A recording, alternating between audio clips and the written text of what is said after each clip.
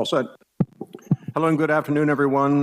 Welcome to the regular meeting of the Paso Robles City Council for Tuesday, October the 4th. Mayor Steve Martin speaking. Before we get going, I'd like to read the following, please. The city has returned to hybrid public meetings pursuant to AB 361, which allows for a deviation from the teleconference rules required by the Ralph M. Brown Act. Residents now have the option to attend the meeting in person or to participate remotely. To participate remotely, residents can listen to the meeting live on the radio at 12:30 a.m. or live stream the meeting at www.prcity.com/YouTube and call 805-865-7276 to provide public comment via phone.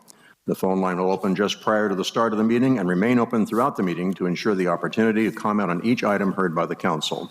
Written public comments can be submitted via email to cityclerk@prcity.com prior to 12 noon on the day of the council meeting to be posted as an addendum to the agenda. If submitting written comments in advance of the meeting, please note the agenda item by number or name. City council meetings will be live streamed during the meeting and also available to play later on YouTube by accessing the following link: www.prcity.com/YouTube. And with that, I'll call the meeting to order and ask for a roll call. Councilmember Bosch. Present. Councilmember Gregory. Here. Councilmember Hammond. Here. Councilmember Strong. Here. Mayor Martin. Here. The first item on our agenda is a closed session this evening. I'll ask the city attorney to fill us in on what we're going to be talking about. Thank you, Mr. Mayor. This evening, we're going to be talking about two items. The first is conference with labor negotiators pursuant to Government Code Section 54957.6. Your city negotiators are your city manager, Mr. Lewis, and Director of Administrative Services, Mr. Cornell. The employee organizations are the International Association of Firefighters, Paso Robles Police Officers Association, Service Employees International Union, unrepresented part-time employees, unrepresented management employees. And then the second item that we'll be discussing is conference with real property negotiators pursuant to 54956.8. The property is a portion of a 5.6 acre piece of property, more commonly known as Pioneer Park. It is APN number 008-254-002. And your negotiators are, again, City Manager Lewis. And the negotiating party for the other side is the State of California, acting by and through the State Public Board with the consent of the Department of Food and Agriculture, acting by and through the 16th District Agricultural Association, and under negotiation are price and terms of payment. Thank you very much. I see no one in the room to offer public comment. Is there anyone online that would like to comment on the closed session items? No, sir. Closed public comment. If there's no objection, we'll recess the council to closed session. Test.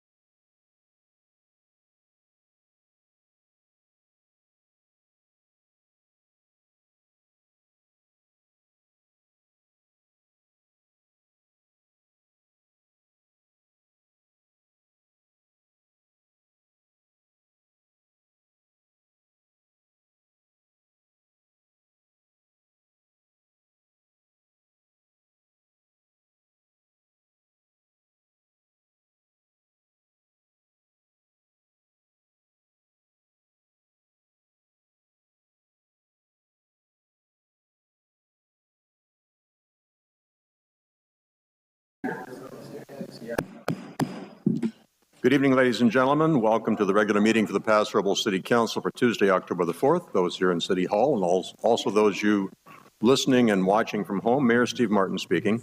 Before we get started, I'd like to read the following. City has returned to hybrid public meetings pursuant to AB 361, which allows for a deviation from the teleconference rules required by the Ralph M. Brown Act. Residents now have the option to attend the meeting in person or to participate remotely. To participate remotely, residents can listen to the meeting live on the radio at 12:30 a.m. or live stream the meeting at www.prcity.com/YouTube and call 805-865-7276 to provide public comment via phone. The phone line will be open just prior to the start of the meeting and remain open throughout the meeting to ensure the opportunity to comment on each item heard by the council. Written public comments can be submitted via email to cityclerk@prcity.com prior to 12 noon on the day of the council meeting to be posted as an addendum to the agenda. If submitting written comments in advance of the meeting, please note the agenda item by number or name. City council meetings will be live streaming during the meeting and also available to play later on YouTube by accessing the following link, www.prcity.com/YouTube. And with that, I will convene the meeting, invite all to stand with us as Councilman Strong leads us in the Pledge of Allegiance. With me, please. I pledge allegiance to the flag of the United States of America and to the republic for which it stands, one nation, under God, indivisible, with liberty and justice for all. And I believe we have someone present to lead us in invocation tonight. Is Reverend Miller with us? She's participating remotely. Good evening. Welcome. Thank you. So let us pray. Gracious and loving God, we thank you for all our civil servants and for their hard work and sacrifice. May you continually bless them. May you generously give to each of them wise and discerning hearts to skillfully govern the people of Paso Robles. Give the mayor, city leaders, staff, and city council wisdom so that they may solve problems, distinguish between right and wrong, and bring order, stability, and prosperity to our community. Amen.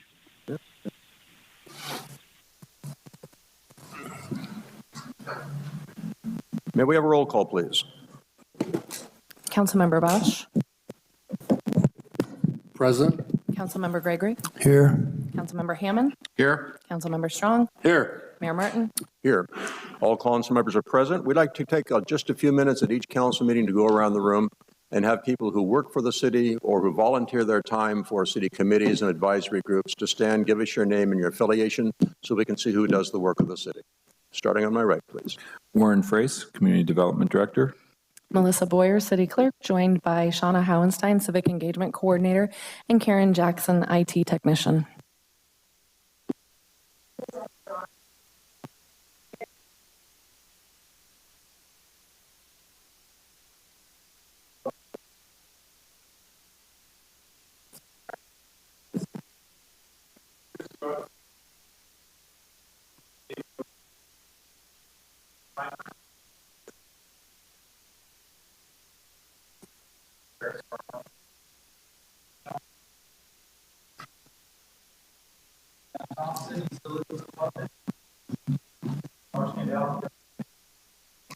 Ty Lewis, City Manager. Elizabeth Hall, City Attorney. Thank you all. Anyone else waiting online? No, sir. Very good. Thank you. Welcome, one and all. Prior to this open session, we had a publicized closed session of the Paso Robles City Council. I ask the city attorney now to give us a report on any reportable action. Thank you, Mr. Mayor. We went into closed session on two items. The first was conference with labor negotiators pursuant to Government Code Section 54957.6. City negotiators were City Manager Mr. Lewis and the Director of Administrative Services, Mr. Cornell. Employee organizations are the International Association of Firefighters, Paso Police Officers Association, Service Employees International Union, unrepresented part-time employees, and unrepresented management employees. And there was no reportable action on that item. We also went in on conference with real property negotiators pursuant to Government Code Section 54956.8. The property under negotiation is a 5.6 acre portion of APN 008254-002, more commonly known as Pioneer Park. Negotiators, again, are City Manager Lewis, and the negotiating party for the state of California is the state of California acting by and through the state public board with the consent of the Department of Food and Agriculture, acting by and through the 16th District Agricultural Association. And we discussed price and terms of payment, but there is no reportable action on that item either. Thank you very much. We start our agenda tonight with two presentations, and first I'd like to invite forward Jana Rose, the Prevention Coordinator with Lumina Alliance.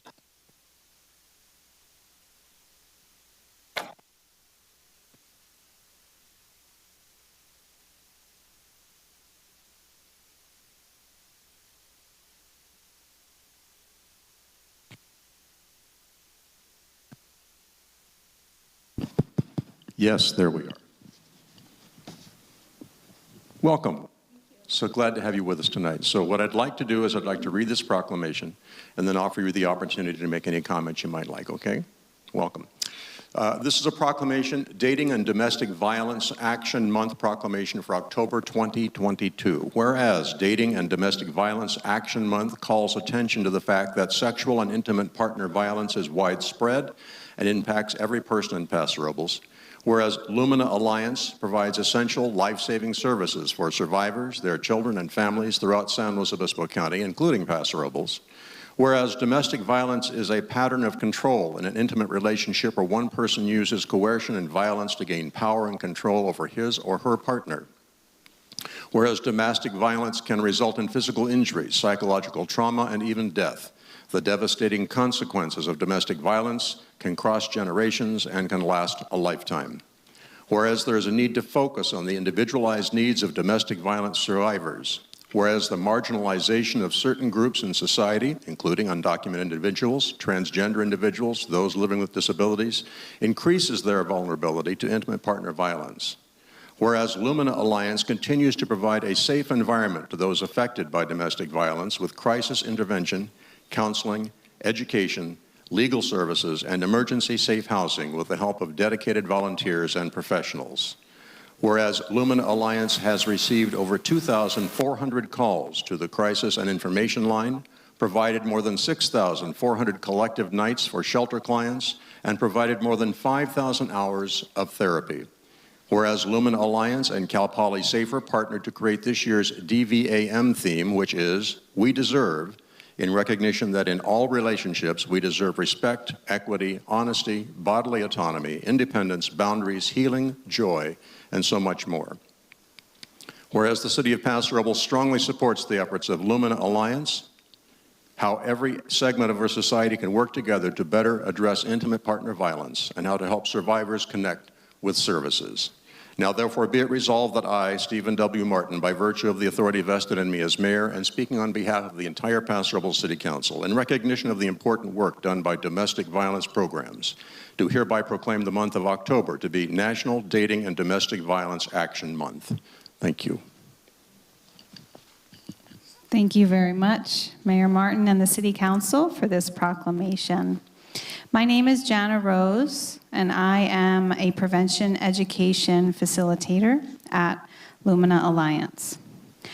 Lumina Alliance's mission is to empower those impacted by sexual and intimate partner violence through innovative advocacy, healing, and prevention programs.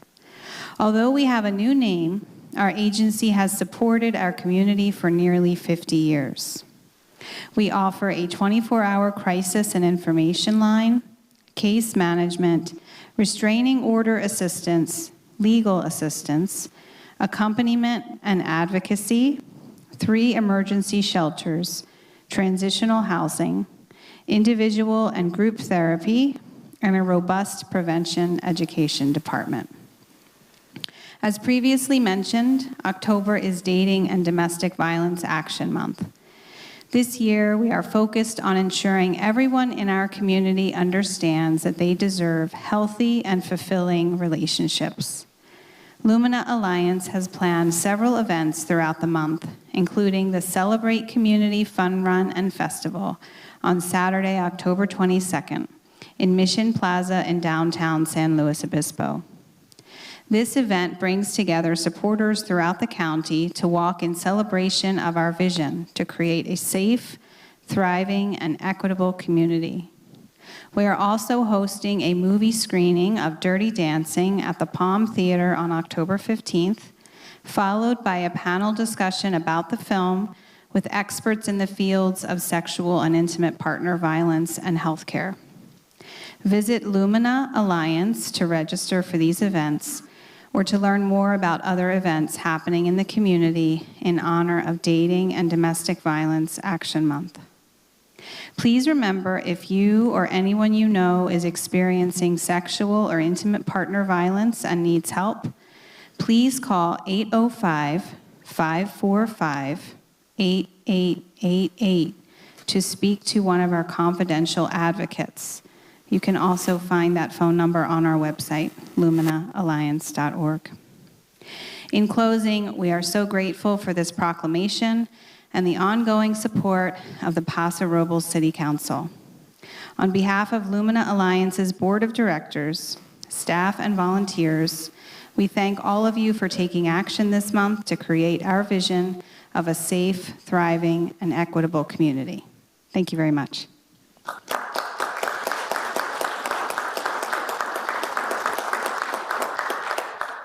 Next, I invite Gina Grieb, Mark Elterman, and John Spooner to come forward.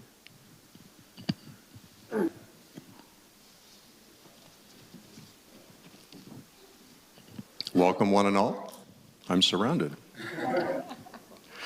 This is a proclamation in recognition of our Safety Fest. Whereas the City of Paso Robles recognizes the importance of community safety and the benefits of teaching residents how to keep themselves and their neighbors safe. Whereas Paso Robles Fire and Emergency Services, the Paso Safe Organization, and the North County Community Emergency Response Team, NC CERT, partnered together to bring a fun and informative emergency safety event to our community on August the 20th in the form of the first ever Safety Fest. Whereas Paso Robles Fire and Emergency Services is grateful to these outstanding volunteer organizations for sharing the message of community safety in an engaging format. And whereas many local businesses and nonprofit organizations, including the Downtown Paso Robles Main Street Association, helped make the event a tremendous success. Now, therefore, be it resolved that I, Stephen W. Martin, by virtue of the authority vested in me as mayor, speaking on behalf of the entire City Council, do hereby recognize and commend Paso Safe and the North County Community Emergency Response Team for helping our community understand the importance of safety and making Paso Robles a safer place to live, work, and play. Thank you all.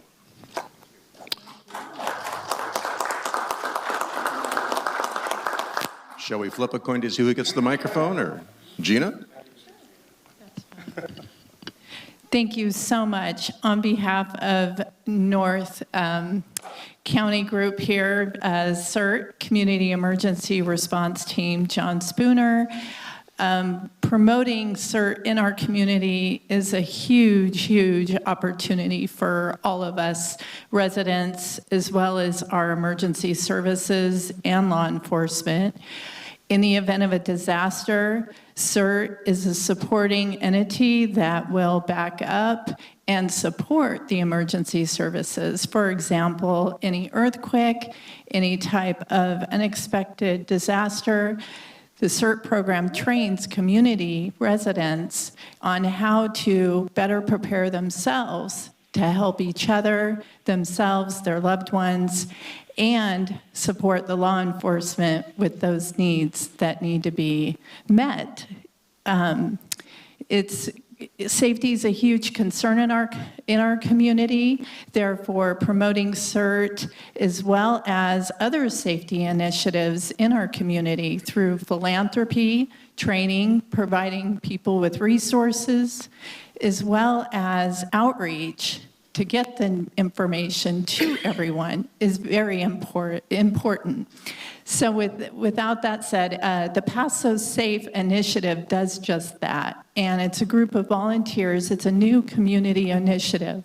And we've combined forces, as you've heard, Mayor Martin, thank you for acknowledging us, by the way, you and the council, as well as the emergency services and the city for recognizing us in this initiative to bring safety as a very important focus in our community through the Safety Fest. The Safety Fest we plan to have next year, every year, just like we did this year, to promote all areas of safety, like I said, not only CERT, but also mental health, get to learn more about what the law enforcement does, emergency services, bike safety, anything that has to do with safety. And it's a family fun event that was very effective, and we couldn't have done it without our sponsors, the attendees, the exhibitors, the volunteers, and the team that supported us, which was the emergency and fire department, to support CERT and Paso Safe to make this happen. So we really appreciate it. Thank you. And if you'd like to learn more about the initiative, Paso Safe, log on to pasosafe.com. We are looking to create a council, a community council, and it's all volunteer-based in our community to help bring awareness to all areas of safety in our community, like I've repetitively mentioned. And then we also want to encourage you to learn more about CERT, Community Emergency Response Team, by logging on to northslocountyscert.org. And if you need any information, please, again, log on to pasosafe.com, and we're happy to lead you to any one of the resources in our community. Thank you.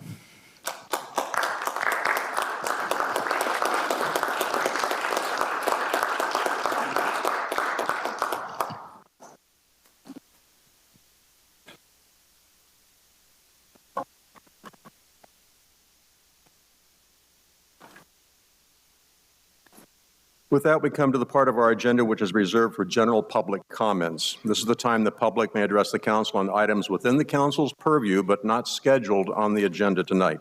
All persons desiring to speak on an agenda item are asked to fill out speaker information cards and give them to the city clerk prior to speaking. Each individual speaker will be limited to a presentation of a total of 3 minutes per item. Those persons wishing to speak on any item scheduled on the agenda will be given an opportunity to do so at the time that item is being considered. State law does not allow the council to discuss or take action on issues not on the agenda, except that members of the council or staff may briefly respond to statements made or questions posed by persons exercising their public testimony rights. With that, I invite anyone in the room who would like to offer general public comment to come forward and take advantage of this opportunity. Welcome.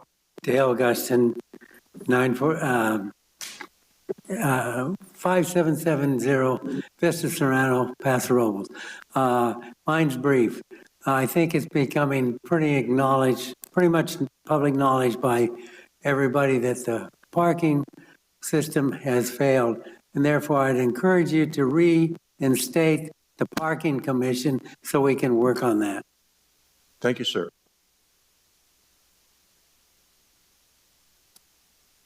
Welcome. Hi. I'm going to maintain anonymity a little bit. I'm Ray. That's enough for you guys.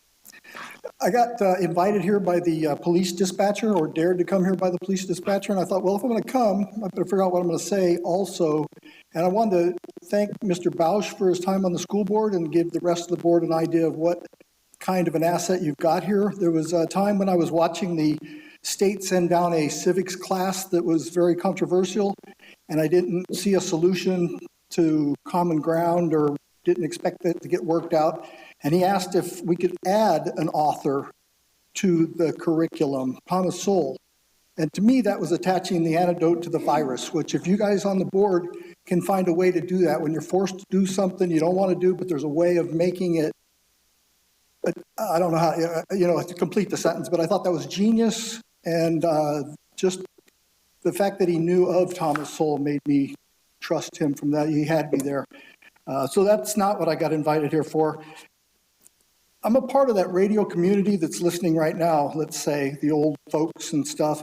And we've become aware of two icons, let's say. One is that a person can walk down the street, go into a shop, take a beer, drink it right in front of the clerk and walk out and the police won't do anything. Another is that you can lay in front of a grocery store and expose yourself to people and the police won't do anything. And that's not common in this town. That's not what is acceptable, or it's not, it can't be sustained as a quality of life. And so I thought, well, either it's not true or something. So I called the police department and said, what do you think?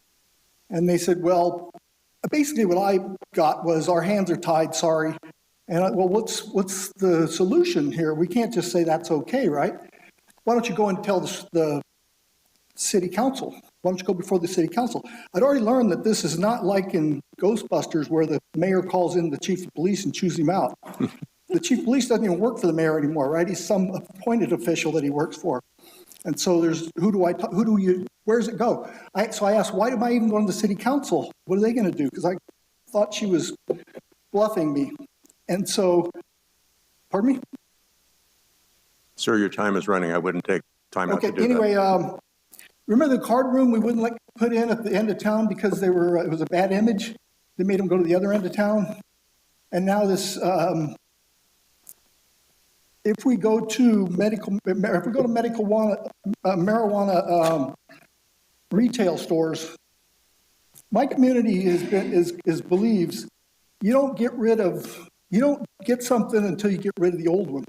It's our Saturday morning agreement, like a vegetable steamer. You don't buy a new one until you get rid of the old one, or you have to get rid of the old one. You guys can't solve these problems. I wouldn't take on any new ones. 3 minutes, sir. Would you like to summarize? Don't take on new problems until we figure out a solution to the ones we have. Very good. Thank you, sir. Anyone else in the room who would like to comment? This is your opportunity.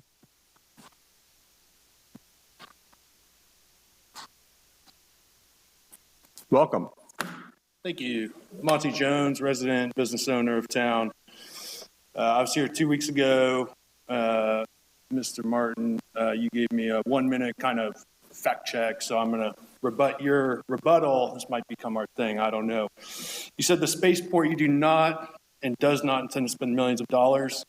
However, the capital outlay from this year's budget is $18.68 million through 26-27. Now, looking at the previous budget of 2020, 2021, next year, the outlay was $100,000. In this budget, it's $1.9 million. So it certainly seems these millions of dollars allocated to the airport now, certainly tangential, probably related. So I rebut that. You said public safety is an issue in town. I agree. You know, we have a homeless gentleman sleeping in the town square for 2 months now. He's in a wheelchair. It's not compassionate, but way leads on to way. And so what do we have now? For the last week, 2 weeks, there's a house 1 block from the police station where transients have broken into violently, multiple police reports. Last night, a broken window, sleeping in there again. Way leads on to way. What's next? An incident like we had 2 years ago in town? I hope not. You know, the street repair, he said that's a community issue.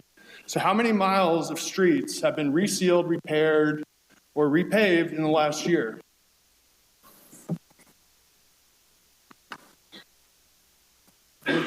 Anybody? Does anyone know how many miles? We'll get your answer after you're finished talking, sir. Thank you. You said economic development's on the forefront of the council.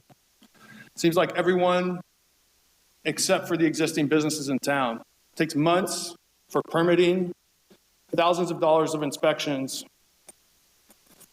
Again, the economic development for those people that do not yet exist here, for businesses that do not yet exist here.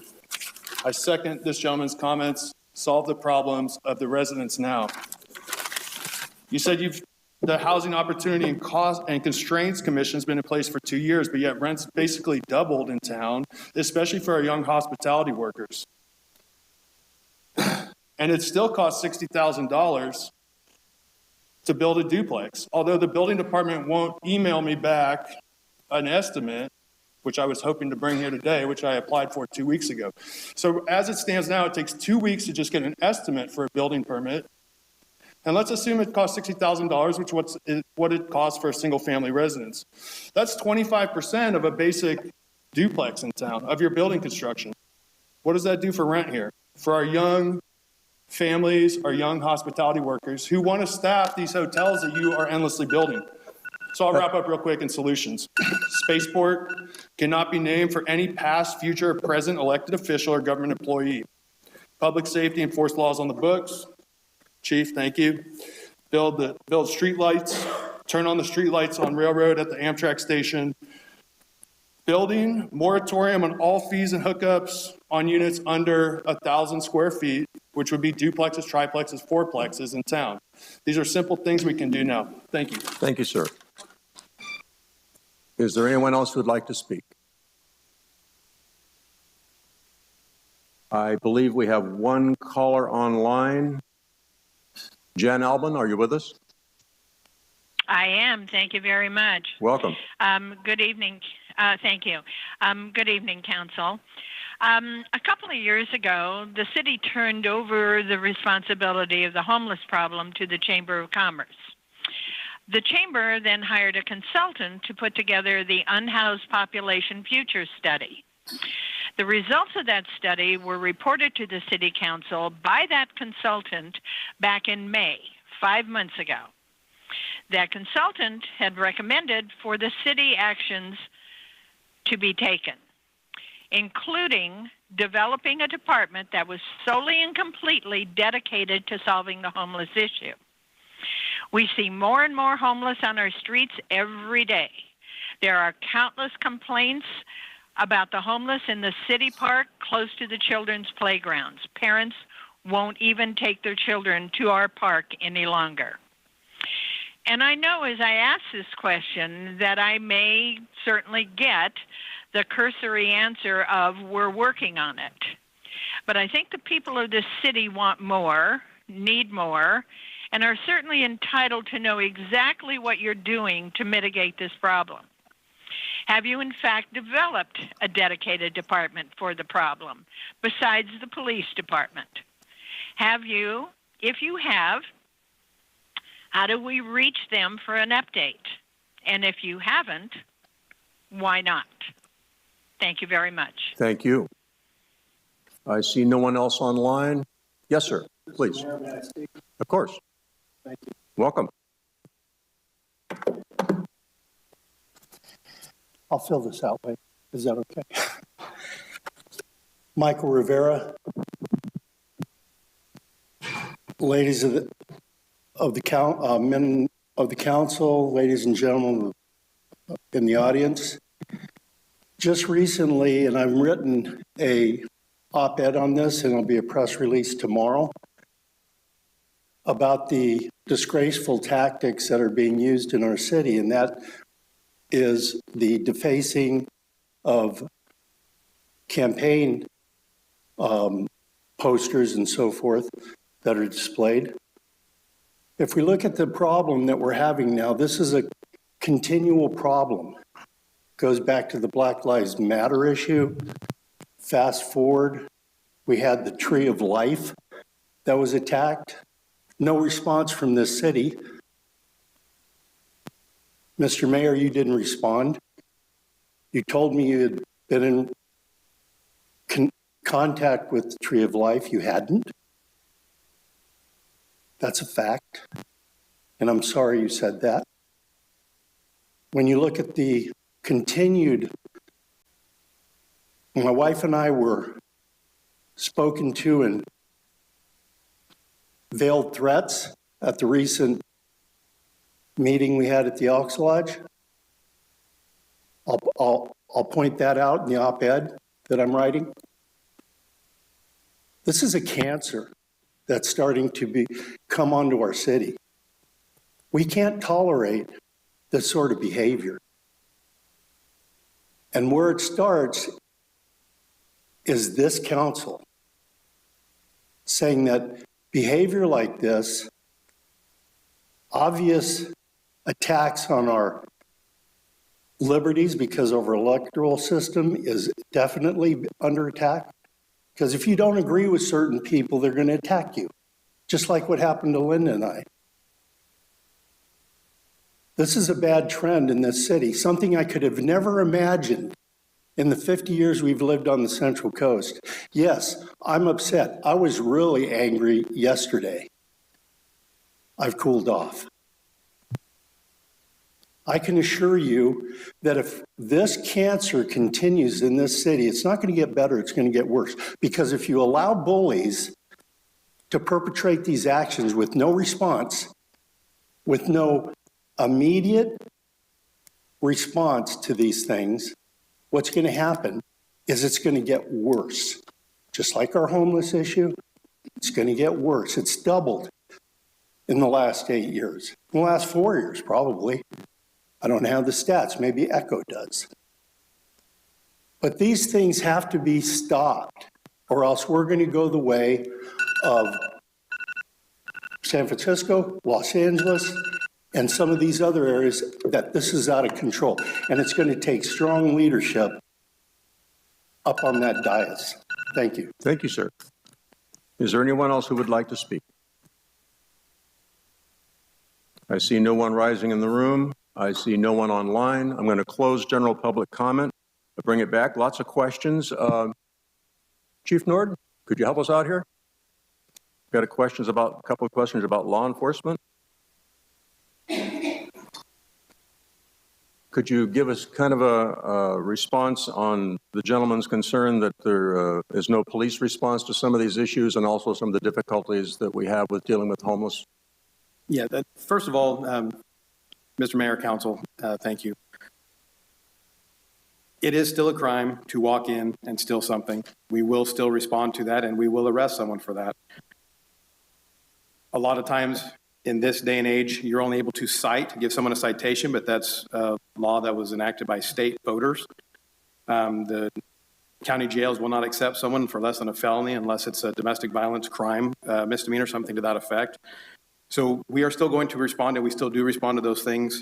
A homeless person that is exposing themselves, absolutely, we are going to respond to that, and that person would be arrested. You know, those things we still respond to, and we are still going to go to those. If we get a call to a home that is being broken into, we're going to go investigate. A lot of times we get those calls and we get there and they're gone.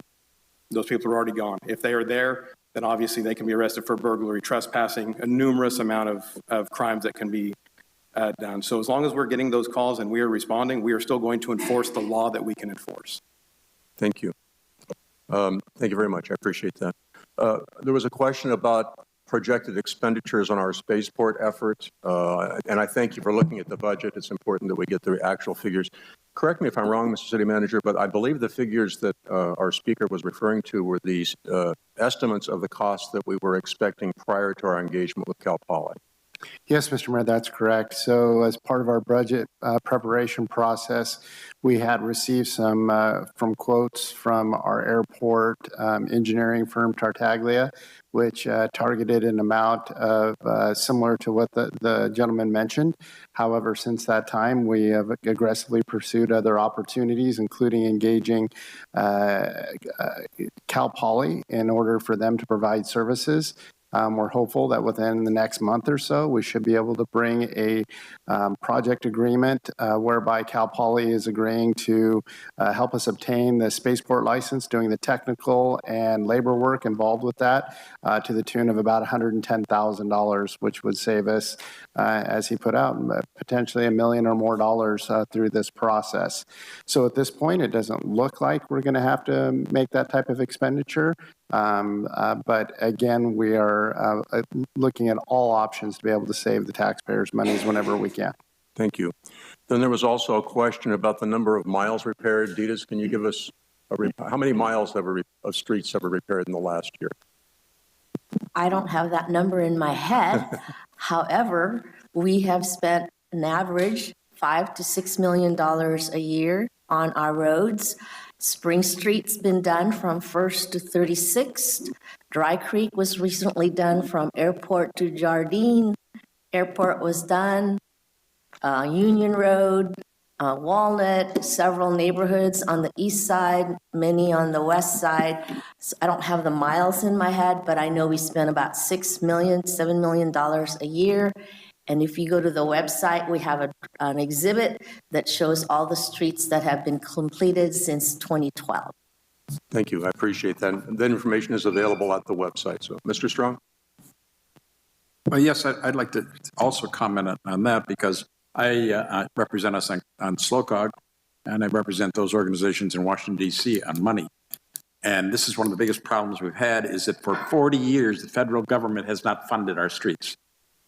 We were 40 years behind when we started to finally get this money approximately 8 to 10 years ago. And we have had to go to our voters to increase it in order to get up to the amounts that we've got now.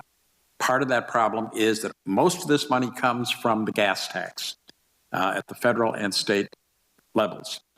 And the gas tax is diminishing rapidly because of electric cars and because of more efficient vehicles that use less gasoline. It is a poor way to fund maintenance of our highways and streets.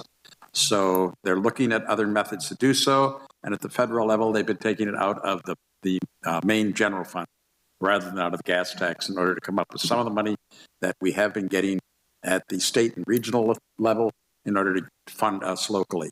And it looks like we're getting more of that money. We are getting more in grant money, but unfortunately, most of that doesn't go to cities. It will go to regional and state roads. So that being said, I mean, that's all very true, but I think in response to the citizen's question, substantial money has been spent locally on street repair, not just the last year, but the last 6 years. No, that's true, but it has been spent, and it's been spent when we get it. Also, when we talk about budgets, I'd like to just comment quickly. A budget is how much we set aside for possible projects. It does not allocate that money to the project. That money being allocated to a project has to go through the city council first on specific allocations. So this is only an estimate, preliminary estimate at the beginning. Thank you. Thank you. There were also questions, Warren, maybe you could speak to this regarding permitting delays and building department estimates. Are we experiencing permitting delays at this point in time? Well, housing obviously is a key issue. The city council's prioritized housing production, and that's really the city's role in trying to deal with affordability and supply issues, is to make sure we can build as many houses as possible in town. To date, we've issued over 250 housing permits this year. We expect to actually be over 300 by the end of the year, which is a substantial increase over the previous years.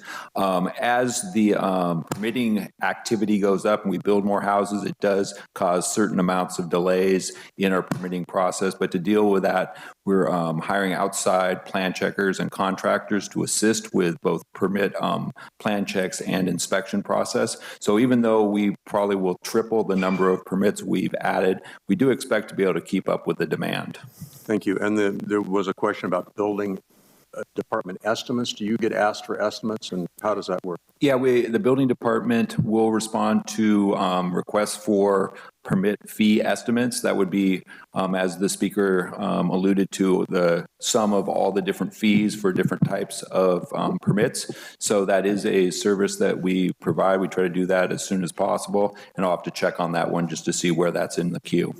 Very good. Thank you. Mr. City Manager, there was a question about our response to the Chamber of Commerce's future housing study, which they performed enlisting the help of various people from the community. Can you respond to the actions that have been taken in response to that? Yeah, a couple points of clarification. One, the city never abdicated its role with regard to homelessness. We certainly have engaged partnerships, including with the Chamber of Commerce to conduct the future study regarding the future of unhoused populations. As part of that, that group that worked on that project did bring a series of recommendations for action.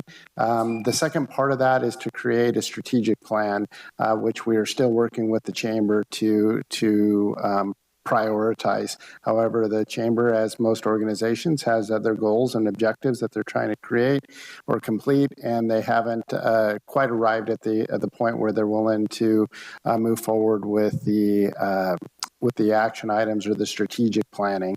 So all of those action items that members of that coalition put together will be evaluated. Of course, none of them are guaranteed, including the option of the city to take on a full-time person or division to take on homelessness, but we'll certainly evaluate those and determine which provide the most return for investment. Thank you. Councilman Hammond, you had a comment? Something I heard, Mr. Mayor, the gentleman mentioned something about this railroad train station lights were not on or something. Oh, yeah. Yeah, Frida. Yeah, so that's on the public street. That would be PG&E. So, Frida, do you know anything about the lights not being on in that area? No, I haven't, but we'll check it out and report it. If it's our poles, we'll get our contractor here. If it's not, we'll get PG&E to respond. Right. Thank you. And then finally, I would augment that comment, Mr. Mayor, with letting the community know that in addition to police services, the city has been contracting with private security throughout the community to provide additional patrol and contact effort to address those issues that the community has identified. So there's multi-pronged approach, including providing new signage throughout the city that regulates parking and trouble spots that we have. We use cameras throughout the city that to help us with surveillance of trouble spots to be able to identify those that might be causing trouble or committing crimes. We also have engaged various community stakeholders to help. So we're working on a multi-pronged approach to be able to continue the challenge. But I will point out as well, whether you start at the north end of the city and drive south, that each of the communities that you're going to pass through San Luis Obispo County to as far as you can drive south are having the same exact problems that the city of Paso Robles is. So it's not isolated to our community only. thank you. And then finally, no question, but I assure you that the mayor and the city council rebuke any type of criminal activity in the city, also including any defacing of signs, political or otherwise. All candidates that are involved sign agreements regarding placement of signs, removal of signs, how signs are treated. People who violate the intent of those rules by vandalizing signs certainly merit our greatest rebuke, so I appreciate that. I believe that's it. We're going to move on now from general public comments. Our next item. Mayor Martin, over here. Oh, I'm sorry, Mr. Gregory. I'd like to make a comment. Sure. One of the speakers was upset with the way people in town are acting. I just want to remind everybody, and including that speaker, that this council has advocated for civility and kindness at all times in our presentation on this council. And I believe and live that way outside of the council, and I believe most of the people in our city do. So we are advocating that civility every meeting we have. So I just wanted to pass that along, that we do have a resolution enforcing and supporting that. Thank you. Another comment, Mr. Hammond. Yeah, Mr. Mayor, thank you. Ty, how are we handling election signs that are posted in the illegal location? In other words, on public property rather than private property. How are you handling that? So we've been working with Mr. Frace's team as well as the police department, code enforcement, to be able to identify the areas of the city that are public right-of-way versus private property. I believe Mr. Frace and his team went out and marked several areas of the city with white chalk paint to be able to clearly indicate where signs are or where they're allowed and where they're not. If we find a sign that is not within the right the correct right-of-way, we've contacted the candidates and asked them to relocate their signs, either forward or backwards, or to remove them from a particular area. Where we haven't had success, we've physically removed the signs, taken them to city yard, and then again notified the particular candidates where to retrieve their signs. I can say that in the 20 plus years that I've been with the city, including in my former position, this is every election cycle we deal with the theft of signs, we deal with mustaches drawn on candidates' faces, we deal with devil horns, you can name it. We've probably seen it at some point or another. We do actively pursue leads in order to try and identify the folks that are responsible for that. But as our police chief pointed out, oftentimes it's difficult to locate those perpetrators. Yeah, I'd make a comment that, I'm assuming, again, with every candidate that whenever they hand out a yard sign, they tell them and inform them where they can put them, because I've seen quite a lot of signs in illegal parkways, city right away, so to speak, not inside a private property line. So that's what I was kind of leading to. We do, and we encourage the candidates to reach out to the city if there's ever any question of where they can or cannot put a sign. We're more than helpful. Mr. Frace and his team, as well as the police chief, have pamphlets that we can hand out that, explain where they can go or where they can't, or it may be just a quick question that we can answer that would clear up most of this. Thank you. Mr. Strong. Yeah, maybe somebody can correct me if I'm wrong, but I believe the real easy way to identify that is if there is a sidewalk, the area between the sidewalk and the street is public property, and signs should not be there. If it does not have a sidewalk, then the private property may go all the way up to the roadway or the shoulder of that road, and still has to be dedicated if the street is ultimately going to be widened. But that's a pretty easy rule of thumb to do. And then if you see one that's in the wrong place, let us know. We can't be everywhere. We're human beings too. So I think we've gone as far as we can responding to public comment. We don't want to wade into issues that are not agendized. We're going to move on now. I will ask if we have any agenda items to be deferred. No, Your Honor, we do not. Excellent. Next up, we have our consent calendar. Items on the consent calendar are considered routine, not requiring separate discussion. However, if discussion is wanted by a member of the council or the public, the item may be removed from the consent calendar and considered separately.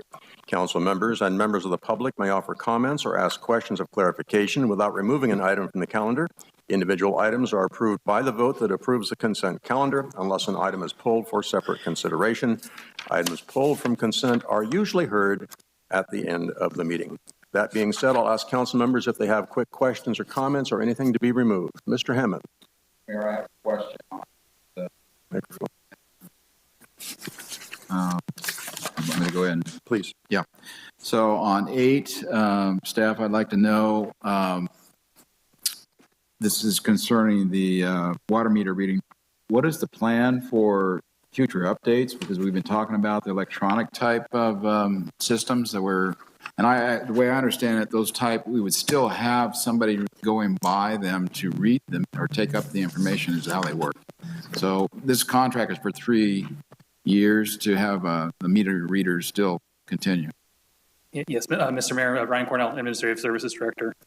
We are in the process of looking at our water meters and upgrading those meters to an automatic read technology. We are not there yet. We're still in the very preliminary phases of figuring out what product we want to consider. So in the interim, we still need to have those services under contract, and so that's the staff's recommendation. The way it is currently set up, though, is we have exit clauses so that if we do have our automated meter reading project up online sooner than anticipated, we're able to exit that contract immediately or 90 days. I see. Yeah, that's what I was wondering. Yeah, if we turn around next month and we start doing those, then we've got a contract here for 3 years, but you can get out of it if you have. I think it's a 90 days noticing requirement, which is reasonable. Very good. Thank you, Ryan. And secondly, the other question I had was on item 9. This is might be a conflict with me. It's the improvement from Souza Construction to improve 4860 Wingway apron. Mark, can you tell me exactly where that, because I have property on Wingway, so I'm not sure if I can be conflicted here or not. Mark Scandell, Airport Manager. The 4860 Wingway is to the north of the fuel tanks. So when we redid the fuel tanks, half of that was done. The other half was never done. It's deteriorated to the point where we need to finish Yeah, it. and that's plenty far away from my location to the north. So, okay. Thank you. Other questions, Mr. Strong? My question would be also on number 9, and that is money that is being, if this is approved, if it's being allocated, does that come out of the airport fund or the general fund? Airport fund, correct. Yeah. Okay, so that doesn't affect the general operations of the city at all, and that's primarily money we get from the federal government, is it not? This would not be grant funded. This is actually out of the revenue that the airport generates out of leases and tie-down fees and other things. Capital Improvement Fund, isn't it? Yeah, out of the capital improvement program. Very good. Thank you. Any other questions from council? Any items to be removed? Anyone in the room who has a brief question on the consent calendar or would like to have an item removed, sir, if you'd come to the microphone. Welcome. Yeah, hi, Jeff Card, Paso Robles. I would like to pull item 5 for discussion and some comments. And then item 6, I have questions. Okay, we'll pull item 5, and your question on 6 would be? Yeah, first off, in November of 2020, I remember back, it's only been a couple of years, the City Council approved a purchase of space on Second Wind Way where that annex and Longway and the corporation yard were going to be moved into that location. And basically, that was the whole justification almost for buying those buildings.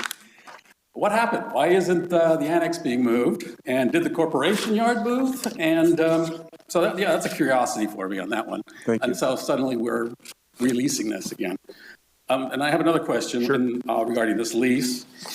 Also, I noticed, in the past, I've had some email discussions with the people in the City Hall Annex regarding there was some over irrigation of the water and it was getting out on the sidewalk. It was always flooded out there. And there's a lot of strewn across low voltage lighting out there. And I think even the front window has all kinds of water deposits from over irrigation, water being sprayed on it. And originally I was told, Public Works doesn't handle it. It's handled by the landlord. And I see that looking at the lease now as a follow-up to this. But I'm wondering I did notice they finally cleaned up the over irrigation. It's dried out now, but there's still the landscaping's not done in front. The window looks pretty shabby. Oftentimes the low voltage lighting is strewn into the sidewalk. It's part of my morning dog walk. I walk by there every day almost. So I'm often pushing stuff around. So I'm just wondering what's going on. Maybe you're being too nice of a tenant, or maybe you ought to get them out there to fix some things. You have some businesses there that are working hard. I mean, there's one, I know the people from the cheese department or the cheese store are always out there sweeping in the morning, actually in front of your doorway as well. So you might want to remember to thank them for that. But I think something should be done with that. And it's obviously the landlord's responsibility. So I think the communication needs to be stepped up on that. We'll see if you can get you some answers there. Thank you, sir. Is there anyone else in the room who'd like to ask a quick question? Seeing no one there, I do have one person waiting online. Jan Albin is with us. Jan? Hi. Okay, I also have a question about number 6. I can ask the question now if you prefer. If it's a question we can answer, we'll be happy to answer it. If not, we can pull the item for separate discussion. All right, thank you. So my question basically is kind of what the other gentleman said about this, that a couple of years ago, we paid $6 million for a piece of property out on Second Wind Way, and part of the justification of spending that $6 million was we were going to get rid of the Pine Street lease and the Riverside lease. But to pay for that property out there, but we're still leasing both of those, and I would like to know the same thing. Why are we still leasing properties, and what are we doing with that $6 million piece of property? Thank you. We'll try to get that answer for you. Anyone else online? I see no one waiting.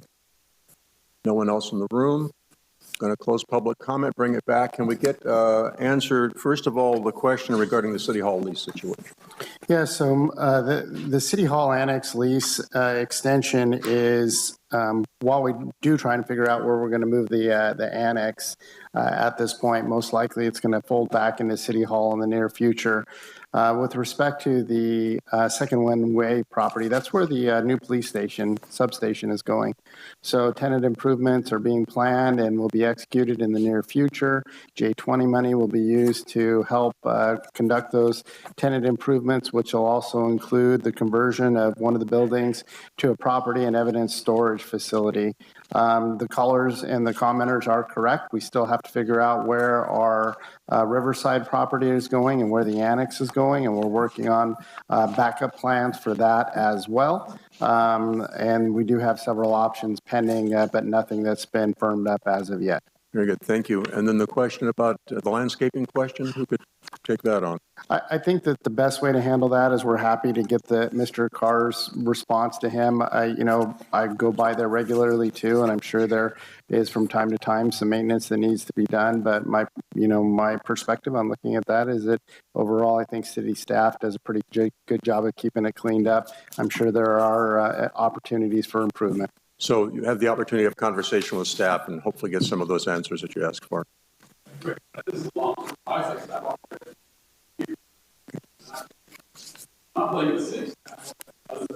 Okay, sir. People can't hear you speaking. Public comment is closed, so I really refer you to staff in the future. I do appreciate your input.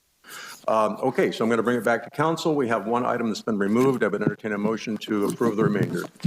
Mr. Gregory. Mayor Martin, I move that we approve items 3, 4, 6 through 10 on the consent agenda. Second. Motion by Councilman Gregory, second by Councilman Bausch. If there's no further discussion, roll call vote, please. Councilmember Gregory? Aye. Councilmember Bausch? Aye. Councilmember Hammond? Aye. Councilmember Strong? Aye. Mayor Martin? Aye, motion passes 5-0. I'd like to remind everybody at this point in time that anyone who would like to dig deeper into the consent calendar items or indeed any item on the city council agenda, these agendas are always posted at the city website, prcity.com. They're linked directly to the staff reports, so you have the opportunity to read those reports at the same time we do. You can sit here and know all the stuff that we know and maybe even get some questions answered. So I really recommend that people take advantage of that service. I think it can be very helpful. That being said, for those who have not had the opportunity to do that or maybe are listening in tonight and don't know what was on the consent calendar, I'll ask the city manager if he would give us a brief report of the actions we've just taken. Thank you, Mr. Mayor. Our first item is the approval of the the September 20th, 2022 City Council meeting minutes. We have receipt of our warrant register. We also have item number 5, which is going to be pulled and discussed. Number 6 is the approval of the City Hall Annex lease extension, which we also discussed. Next item is approval of an agreement with Kimley Horn to prepare and design of curb ramps at the east end and west ends of the 24th Street Bridge. The next item is approval of professional services agreement for water meter reading, which we also discussed. And then item number 9, which is the helipad rehabilitation or repair authorization for $95,000. And the last item is the approval of interim recycled water rates. Thank you very much. We come now to public hearings. Councilman Gregory had to take just a moment, and he'll be back in just a couple of minutes. So I'm going to just pause here briefly until he comes back because we have a public hearing coming up. I want to make sure the entire council hears every word of it. So hang tight.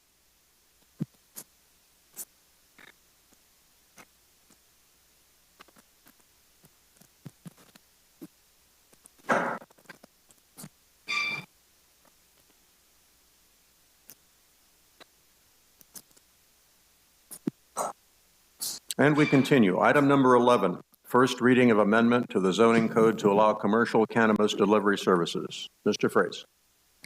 Yes, thank you, Mr. Mayor, members of the council. Warren Fraze, Community Development Director. This item tonight is consideration of an amendment to the zoning code. This would amend our existing rules for commercial cannabis delivery services. So as we move on. So just a quick summary of what we're talking about tonight, because there's been a number of conversations going on in the community about cannabis, and this is actually a very limited item that we're looking at tonight. So what's on the agenda tonight is really just a basic minor amendment to a 2019 ordinance that allowed medical marijuana delivery offices to be established within the town just for delivering marijuana.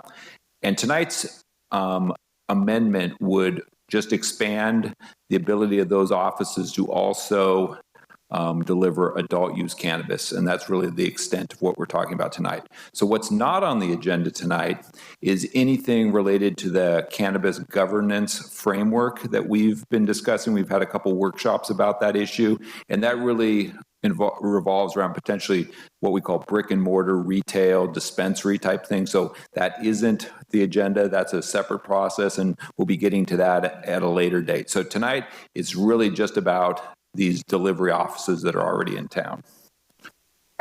Okay, so there's been a lot of changes to marijuana and cannabis regulations over the last 7 or 8 years. Those started with a series of state changes that have now trickled down into city ordinances. This is just kind of an overall summary. But as I mentioned, in 2019, we did pass an ordinance that allowed for the medical marijuana delivery offices by a conditional use permit. And the council had a workshop just to look at overall cannabis issues this summer. One of the directions from the council was just to expedite allowing this commercial cannabis delivery to be a service provided by our local businesses. So that's how we got to this item specifically ahead of the larger cannabis governance framework discussion. Okay, so this change, if approved, basically would allow our existing 3 medical marijuana delivery services to also provide commercial cannabis delivery as well. So right now, we have 2 locations in town that have offices for these delivery services. One is here at 1124 Black Oak Drive. This is where Dubs and Aqua Marine are currently located. There's a single use permit that allows up to 3 delivery offices to operate. Right now, we just have the 2. And then there's a separate CUP that was issued at 2805 Black Oak Drive, which is across the street, the Blue Star. That is where Kinfolk is currently under construction to build a medical marijuana delivery office as well. So if this change is approved, in addition to medical marijuana, they would also be allowed to deliver commercial cannabis. So just a summary of what's in the ordinance. So the ordinance continues to allow the establishment of these cannabis delivery offices as long as they get a CUP from the Planning Commission. So that's a public hearing, case-by-case basis. And those are allowed only in the Riverside Corridor and then the C3 zoning district out kind of on Golden Hill and 46. So there's no changes to these basic rules. We are adding, though, additional requirements for the Planning Commission to make findings to approve these CUPs. So if any new ones are applied for, they would also have to make these 4 findings. So it's a little higher hurdle to approve them in the future, but it's still the same process. And here's just a map of where those locations are. So the purple area, so, downtown's right here. Here's the 101 corridor. So the purple area is the RCS district, the Riverside Corridor. So this is where you can establish the offices. We have the 2 that are up here on Black Oak. They also potentially can be established out in the C3 zone. So there's Golden Hill, 46 East. There are no delivery offices currently in that location. Okay. In addition, there are amendments proposed that would put some additional restrictions on delivery. So it clarifies the requirement to pay all state and local taxes that are in place. It also limits delivery hours. So this would be a new rule between 8 a.m. and 10 p.m. Right now, there are no delivery restriction hours. We also add new requirements for delivery services originating outside the city limits. So most of the medical or cannabis deliveries actually originate from outside the city limits, which we aren't currently regulating. This amendment would actually add additional requirements to clarify that they're required to have business licenses. They have to disclose the location of their office outside the city, and then they need to identify all the vehicles that are making deliveries within the city, and that'll enable the city to do better tracking and enforcement on outside delivery services. And then there's a number of cleanup items. So currently, the ordinance refers to marijuana, and now the state basically refers to cannabis. So we're eliminating the term marijuana and replacing it with cannabis throughout the ordinance, and that'll be the term moving forward. And then there's a number of kind of cleanup sections and abbreviation changes that we've made, but they don't actually change the substance of the existing ordinance. We've gone through the environmental review process with the city attorney. This qualifies for what we consider a CEQA exemption, that it doesn't create any impacts to the environment. Planning Commission has looked at this. You have 4 options tonight. One is to take no action. Number 2 is to adopt the ordinance as recommended by the Planning Commission. Your third option would be to approve or introduce for first reading an amended version of the ordinance. And your fourth option would be to refer it back to staff and Planning Commission for additional review. The recommendation from the Planning Commission is option 2, which is to introduce for first reading by title only the attached ordinance. And that'll conclude staff's report. I'd be happy to answer any questions. Thank you. Questions of staff? Mr. Strong. Yes, my question is, do we have any knowledge as to whether the outside deliveries that are coming into our city include cannabis other than medical at this point? Yes, they're allowed to deliver adult use cannabis if they're originating outside the city. Okay, so we have those deliveries already happening in the city. Yeah, because they're under the state laws, not our local ordinances. Thank you. Any other questions? Mr. Bausch. So, Mr. Frace, it appears that Kinfolk acquired a CUP, conditional use permit. They did not acquire a license. Can you explain to me what the difference between a conditional use permit and a license to deliver is? Yeah. So the first step in the process is to get the use permit. So that's the Planning Commission approval that basically allows you to establish the use. So that's what Kinfolk has right now. And that allows them now to apply for a building permit to modify the building to build basically that office for delivery. In order to operate, that's where they actually need the business license from the city. So as they move from construction into operations, that's the time that the license will need to be acquired. Any thoughts as to a time frame for that?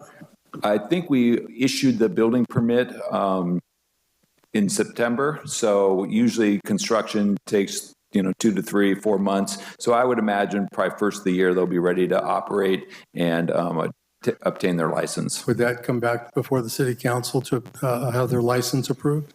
No, those are what we consider ministerial permits. So there's no discretionary action that requires commissioner council to weigh in. As long as they meet whatever the standard criteria is, they're entitled to receive their license. And so final question, does the city have a cap onto how many delivery services or dispensaries?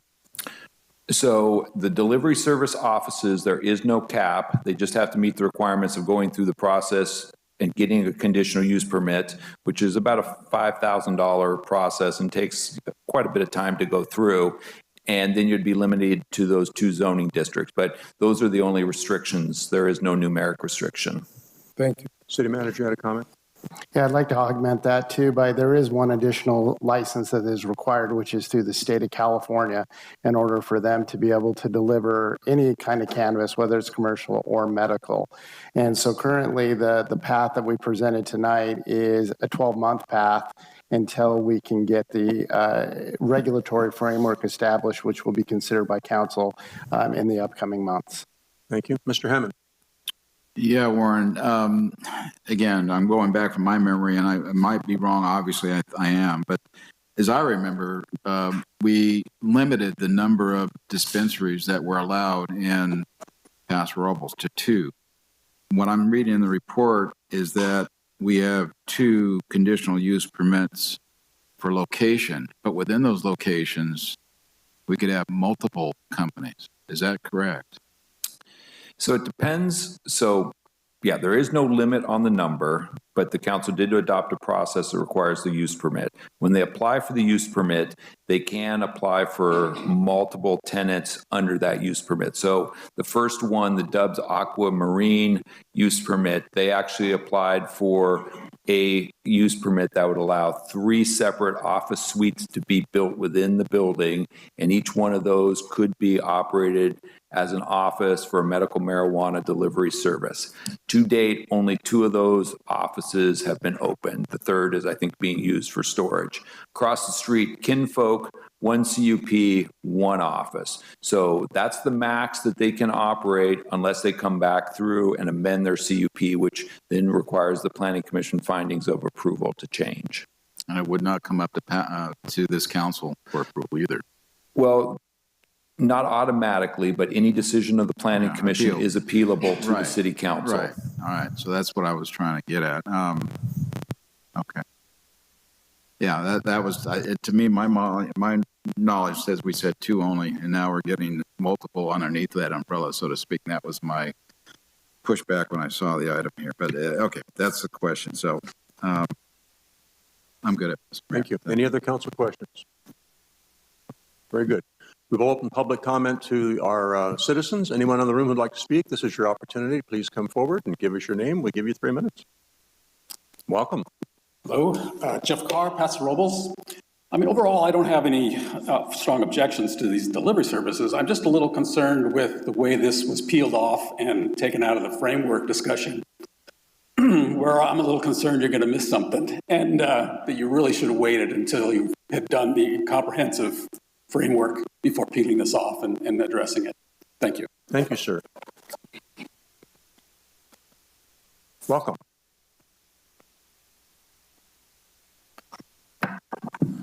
I think you ought to take the first option, Michael Rivera. Thank you, sir.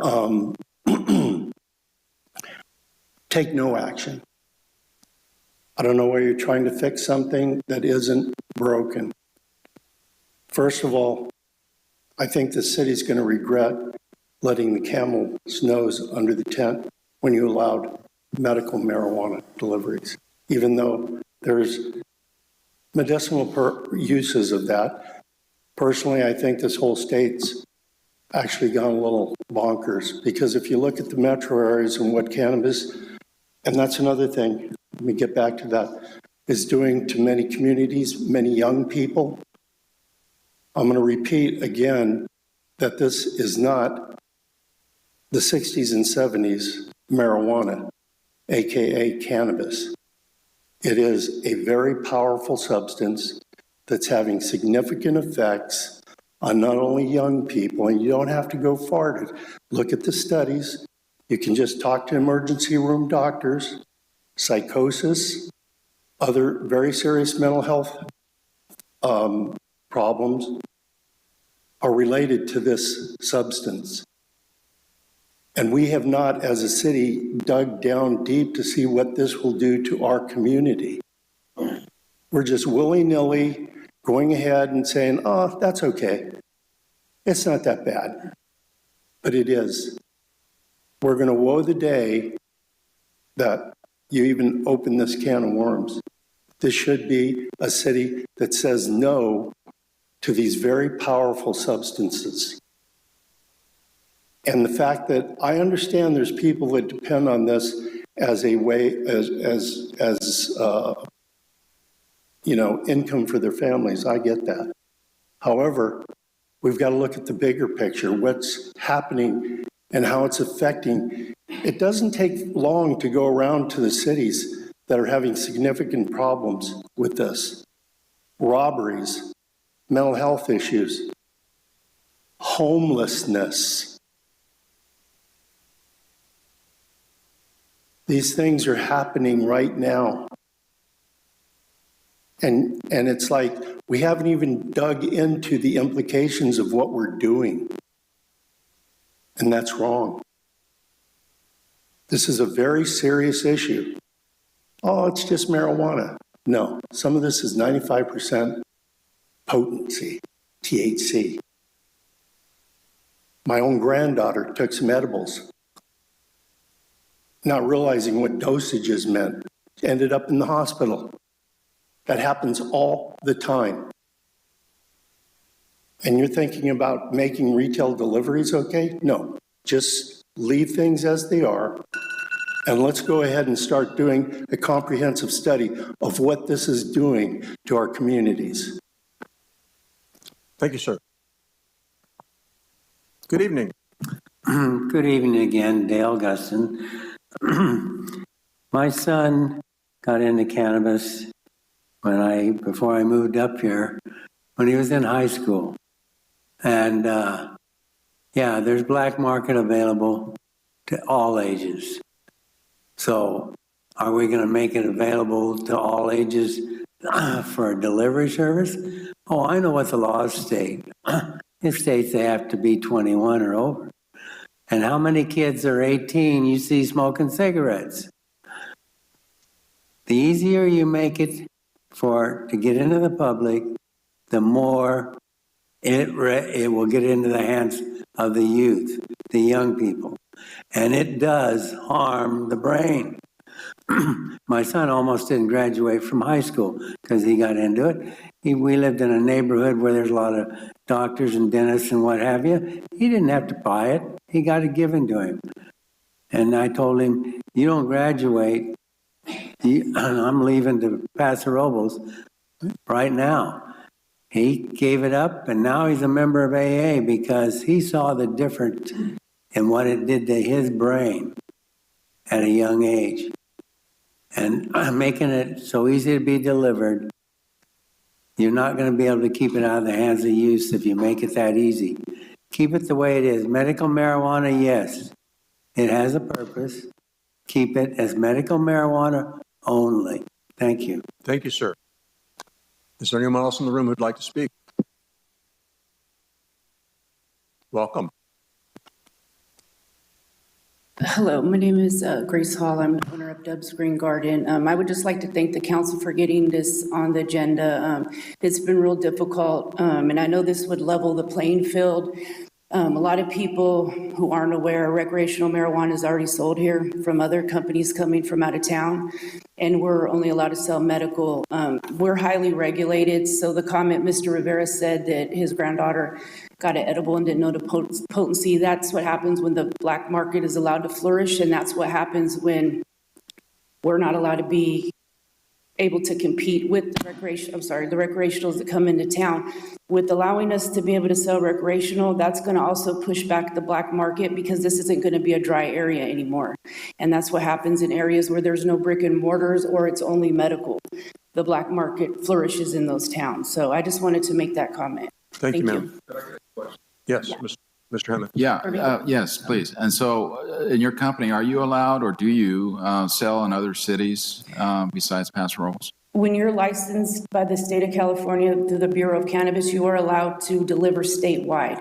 We're medical only, so I could deliver medical marijuana statewide, but not recreational. Not recreational, no. Got it. Thank you. Thank you. Mm-hmm. Anyone else in the room like to speak? Welcome, sir. Hello, my name is Ernest Hall. They call me Dubs. I like to say that I love my city, and I'm a responsible business owner, and I would never do anything to harm my city or anybody in my city. So I would just like you to take that and to think about that. And we've been here operating for over 10 years now without any problems, and I don't think that from our business that has gotten to any youth's hands because I'm watching all that and I'm making sure that that doesn't happen. So I appreciate all you guys' consideration and support, and I appreciate you. Thank you. Thank you for being here, sir. Good evening. Jose Martinez, resident. I just want to say that all the talk and rhetoric and just all the stuff that was meant to put fear in you, I don't really believe any of that. We all know that medical marijuana is the same thing, can be sold as probably just regular recreational adult use cannabis. The previous speakers clearly don't know what they were talking about. It's all just what they heard or all just unregulated stuff that they were into. So I'm pretty sure this is gonna pass. So just to say it out there, all the fear isn't gonna work. We're gonna get deliveries, and hopefully in the near future, hopefully we're gonna get dispensaries, and just all the fear isn't gonna work. We're gonna get dispensaries hopefully soon. Thank you. Thank you, sir. Is there anyone else in the room who'd like to speak? Welcome. Hello, my name is Freeman Fike. Just quickly to say that the movement towards adult use is an important movement for the purposes of keeping these regulated substances out of the hands of the youth. That's the whole purpose of serving adult use. The medicinal use allows 18 and up to purchase the marijuana, and moving to adult use is something that would allow our businesses to compete with the businesses that are coming in from out of the town to service our city. And also points like robbery, mental illness, and homelessness are things we've already been addressing in this meeting here. They're things that are already happening within the city. And it's my belief that moving towards adult use is not going to have any sort of negative contribution to the robbery, mental illness, and homelessness that the city already sees. And so it just seems like a positive thing for business and equal competition, in my opinion. Thank you for your comments, sir. Anyone else? We have someone who's been waiting very patiently online to speak. On the phone line, we have Sonny Molinek. Sonny, are you with us? I am. Good evening, Mayor and Council. My name is Sunny Vogel-Molinak. I'm an owner in Kinfolk Holistics. We're located at 2805 Black Oak Drive. And I just wanted to give the council and the city an update on our progress. In February 2022, we received our CUP for that property for medical mobile delivery. Last week, we received our building permits. And just a side note, the city staff were spectacular moving through it. Of course, it didn't move as fast as we wanted, but that was not any of their faults. And Brian and Lori and Warren were so great with responding to us quickly and giving us ample answers to our multiple questions. So that was wonderful. And right now we have applied for our California state licensing, which is an extensive process, and it takes a month to 2 months, if not longer. They do have a backup right now. We have also applied already for our Paso Robles city license, and it is contingent that we have state licensing. So once we have state licensing, I'm certain we'll have our Paso Robles license as well. And hopefully it all aligns with our building being completed and will be operational. It's been a long process, but it's well worth it. As I've shared with the council and with the city, I'm a stage 4 colon cancer patient.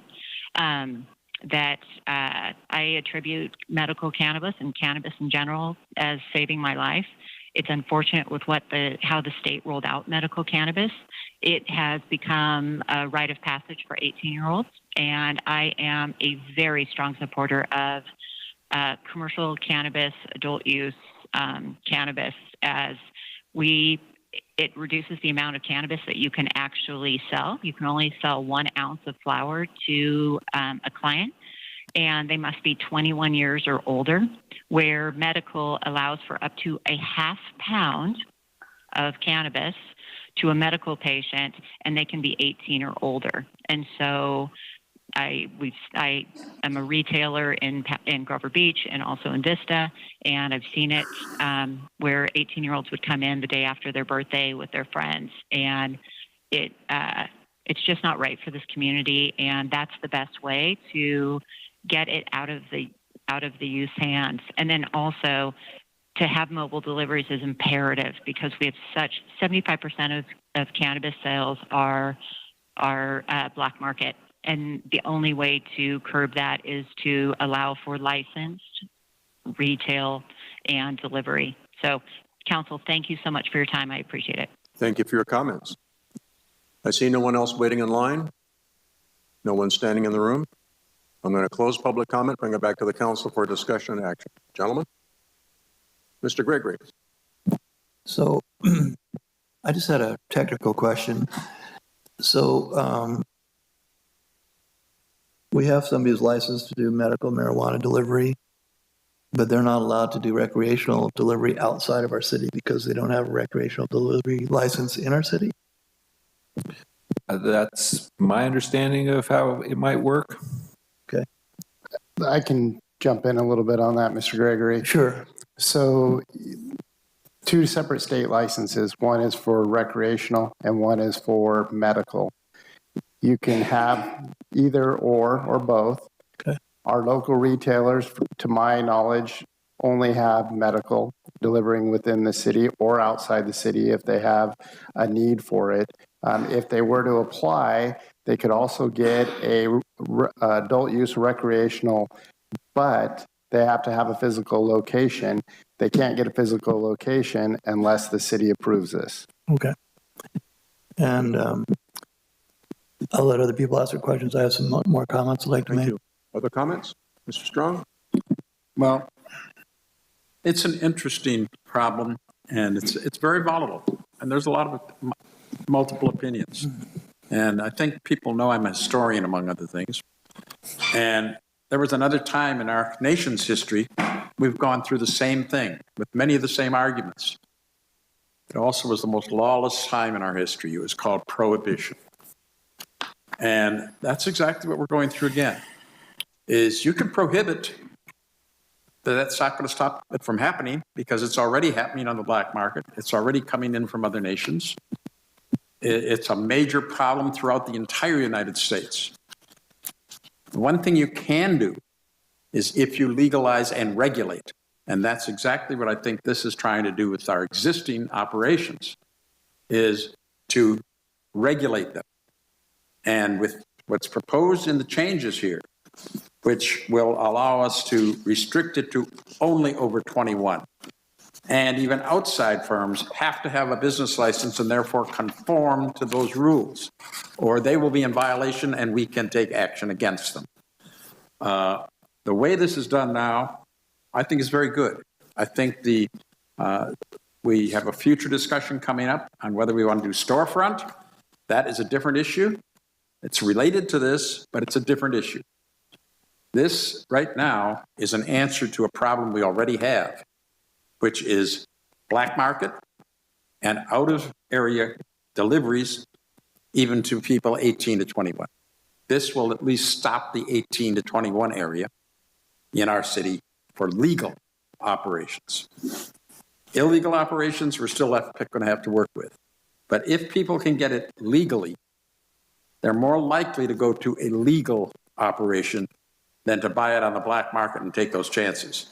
Because at least the legal operations we know are medicinally pretty safe. They don't have a lot of the bad stuff. The other thing is we may eventually get into the area where certain specific types of products we may even still outlaw and not allow in our city, which would still be in conformity with state law, but we could regulate to a great extent in our city. Personally, in my life, I have to confess that unfortunately, every one of my adult children who are now just about at retirement age used pot when they were teenagers.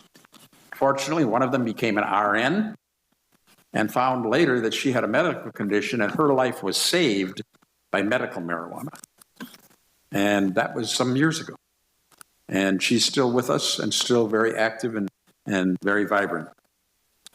My son, fortunately, learned better, limited his use, knocked it way down, and became the head of a research lab in Silicon Valley and just retired very comfortably to a nice ranch. So we've had some personal experiences in my family, and I see this as the right way to go to control the bad stuff from happening. And if we don't have some control and we don't have some way to prosecute the bad ones, then I think we're in for bigger trouble than what's been projected here tonight. Thank you. Councilman Hammond. Thank you, Mr. Mayor. Warren, I'm still concerned. Again, I remember that we were going to limit the number of dispensaries for medical marijuana. But having said that, are you saying that because somebody wanted to open another dispensary for medical at this point, or maybe recreational delivery, that they could do it and apply and possibly have be granted from the Planning Commission to put it other places in our designated corridors that we allow it? In other words, how many technically could we allow? Is there any limit? Apparently not. There's not a numeric limit, but everyone would have to go through the process. The Planning Commission would have to find that the sites are appropriate and that we don't have an overconcentration. Right. Okay. Yeah. That again, in my mind, was not what what we were trying to do is limit and curtail the numbers. But apparently that's not the case. So thank you. Mr. Bausch. Mr. Hammond, I seem to remember that same conversation. In my mind, it was at 2. I'm not sure what happened. I can't in good conscience vote for an unlimited number of whether it's delivery services, because I believe that's a slippery slope down to dispensaries. I would prefer, well, let me come back to that. We were promised by Prop 64 that the black market would be eliminated or curtailed. We were promised that there'd be millions of dollars of tax benefits to small cities. We were promised that big marijuana, big cannabis would be prevented because of the 1-acre farms that would proliferate. None of those have come true. And I think we need to sit back and take a good hard look at what our yes vote would portend for the city of Paso Robles. I'm not comfortable with that. I am comfortable with the status quo of having 2 sites, delivery of medical cannabis only. I would welcome, I don't know if we have the sense of the board quite yet for the council, I would welcome sending this back to staff and asking to look at the bigger picture of rather than doing our cannabis policy piecemeal. I would like to have one vote, one process that we can debate, that we can discuss, that we can have additional public input on. I don't think we're there yet. When it comes time, I don't know, I think I see Mr. Gregory wants to comment, but I think referring this ordinance back to staff is the right way to proceed tonight. Thank you. Mr. Gregory. Yeah, I guess for our city attorney, my question is, can we limit the number of dispensaries tonight that would deliver? Yes, you can. We have on the line John Natalizio, who is our cannabis expert. He can answer any questions you may have. Okay. I'm gonna approach this from a different way. I think that what's really unfortunate about this whole scenario, besides cannabis being a difficult subject, we have a business person who's been working in their city for 10 years. And it's very difficult for them to survive in the environment just doing medical marijuana for delivery. And I'm gonna side with Fred on this a little bit, because I think having recreational delivery further restricts the use for the 18 to 21-year-olds. They may already continue to get it through medical marijuana, but I would support allowing the delivery for recreational or commercial marijuana by somebody in our city who's been a good partner for the last 10 years. It's not only an economic, but it's also about fairness. And if we're going to further restrict the sale of marijuana, we're going that way.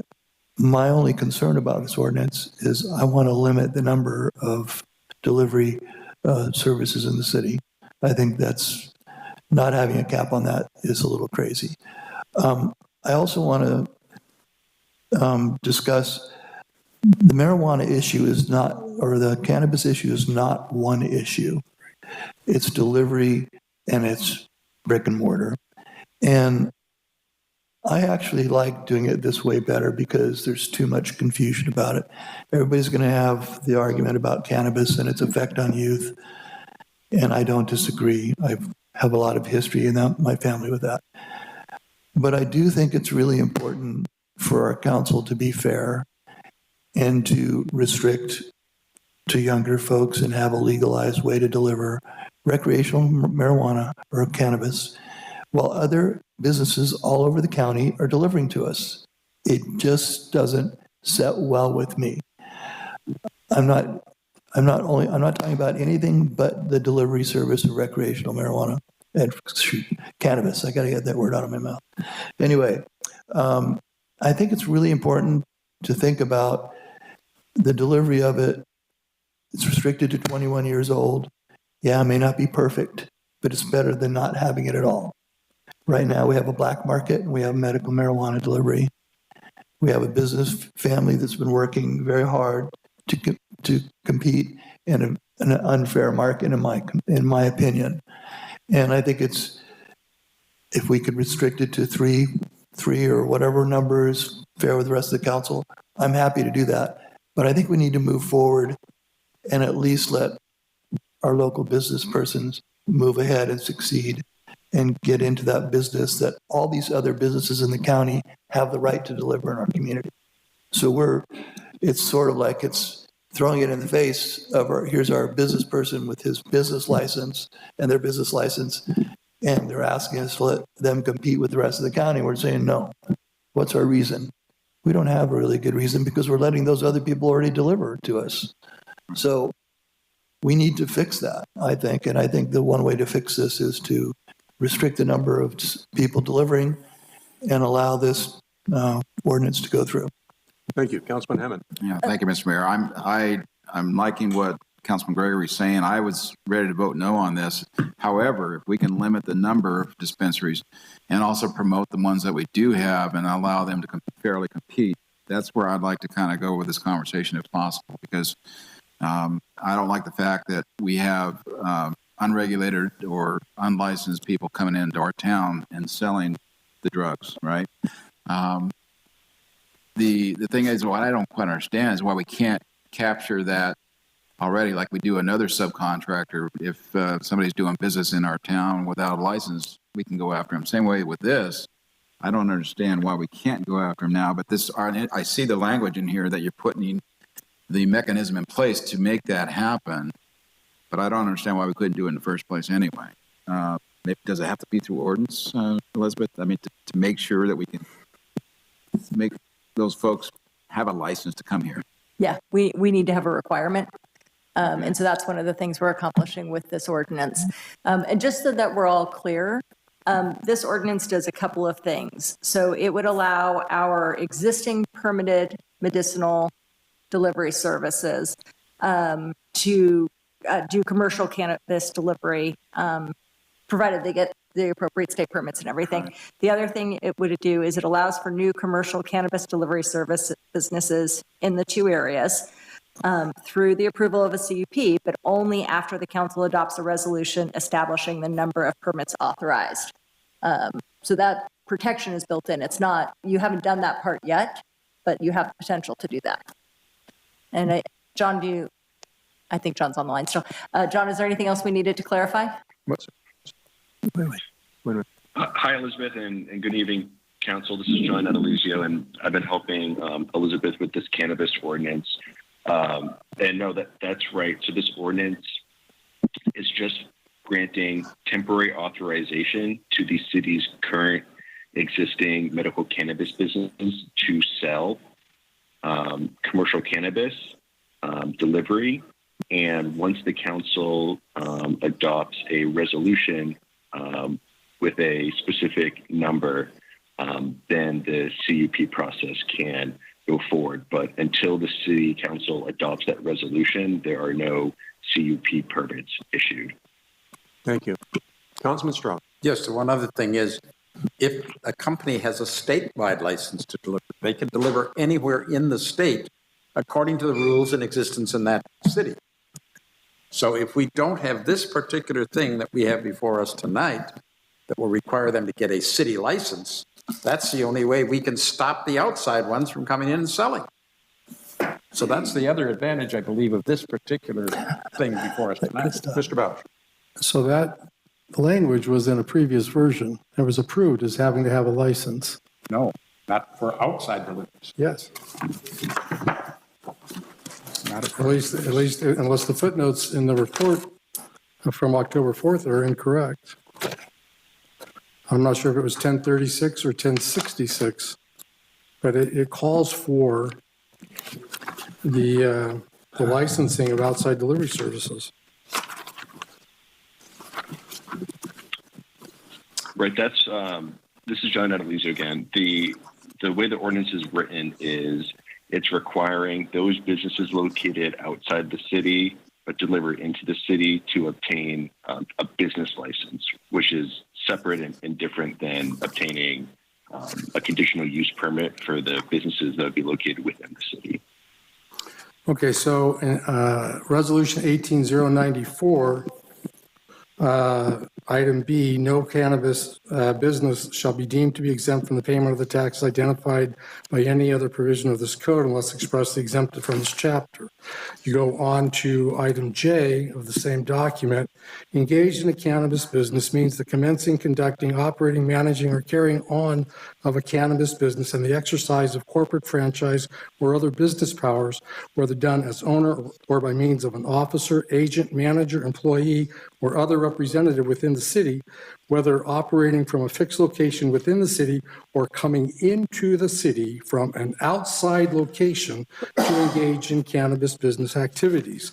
By way of example, a person shall be deemed engaged in cannabis business within the city if such person or the person's officer, agent, manager, employee, or other representative acting on behalf of such person, and it goes on, 1, 2, 3, item 4, performs work or renders cannabis business services to other cannabis businesses or to retail cannabis customers located within the city.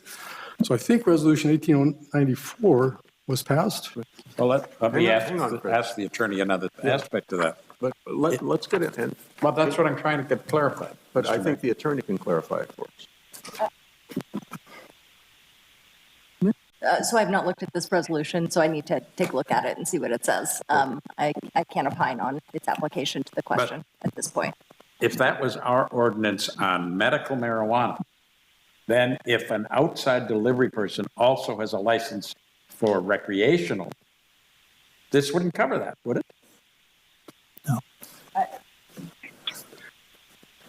John, any license granted for medical would be, it's separate and different than commercial. So I guess I don't have, I guess, whatever resolution was just read from, but it's a completely different kind of regulation and field.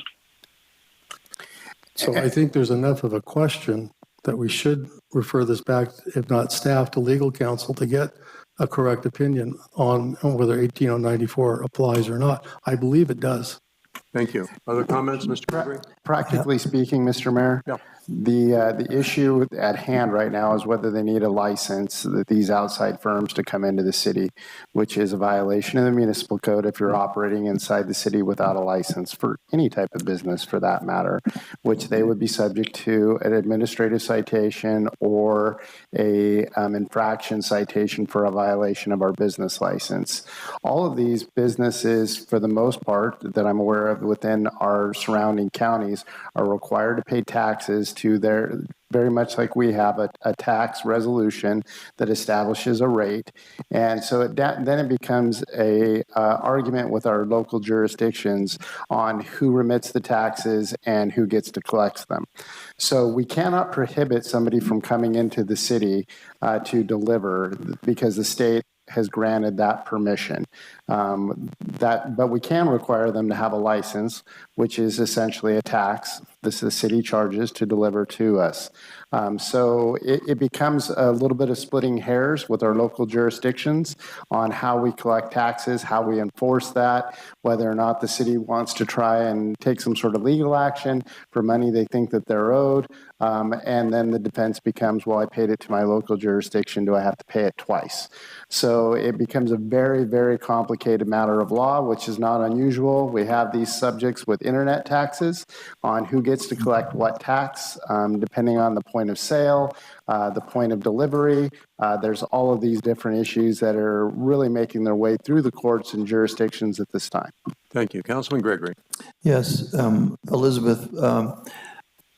So this, if we take action and just adopt the ordinance to repeal this and let our two licensees move forward with delivery of recreational or commercial cannabis.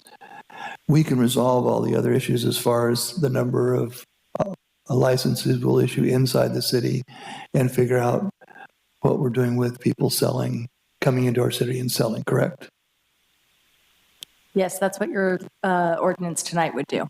Okay, so I'll let other people speak, but I'm ready to make a motion to that regard because I think we could solve all the other questions in between now and then after we get a resolution going. Thank you. Councilman Hammond. Thank you, Mr. Mayor. Question of staff, do dispensaries have to record where they sell product as far as an address? The state of California regulates tightly track and trace programs regarding origin of cannabis, where it moves throughout the state, and they're required to keep detailed records of their delivery. Of where it was delivered to and to whom? Yeah, a lot of times it's as simple as meeting somebody in a parking lot. It may not go straight to a home. There's multiple delivery methods that are available. I see.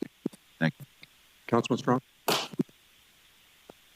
Well, I just see that this is clarifying our existing ordinance right now. That's all it's doing. And we will have the rest of it coming forward anyway. So to not do this tonight doesn't accomplish anything except allow this illegal activity to continue unabated. So I will be happy to second it. Thank you. Mr. Ballard. So, Mr. Gregory, you mentioned a number of dispensaries. So we have 2 that are currently allowed. There's 2. One is a license submitted and 2 in place at their address now. So can you be more specific? Which 2 are you approving or including in your pending motion? I'll refer to Warren. So we have 2 use permits. One use permit allows 3 delivery offices. The second one allows 1 delivery office. So the Planning Commission has approved up to 4 delivery offices out of 2 separate locations. I'm confused. Which 2? Which 2 locations? What are the name of the 2 businesses that would be allowed to deliver?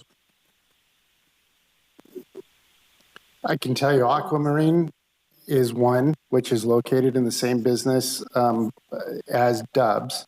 And then we have Kinfolk, which has an approved COP, a pending business permit with the city, as well as a pending license with the state of California. So Dubs would not be included in that? Dubs would be included. So that's Dubs, Aquamarine, and Kinfolk. So that's 3. That's not 2. So are you willing to go 2? 2 locations. There's 2 locations, but one can have 3. I would approve the existing 2 delivery services. I will move in that direction as a compromise against my sense of what is best for Paso Robles. I would not go beyond expanding that to 3 businesses. So I'm going to attempt at a motion.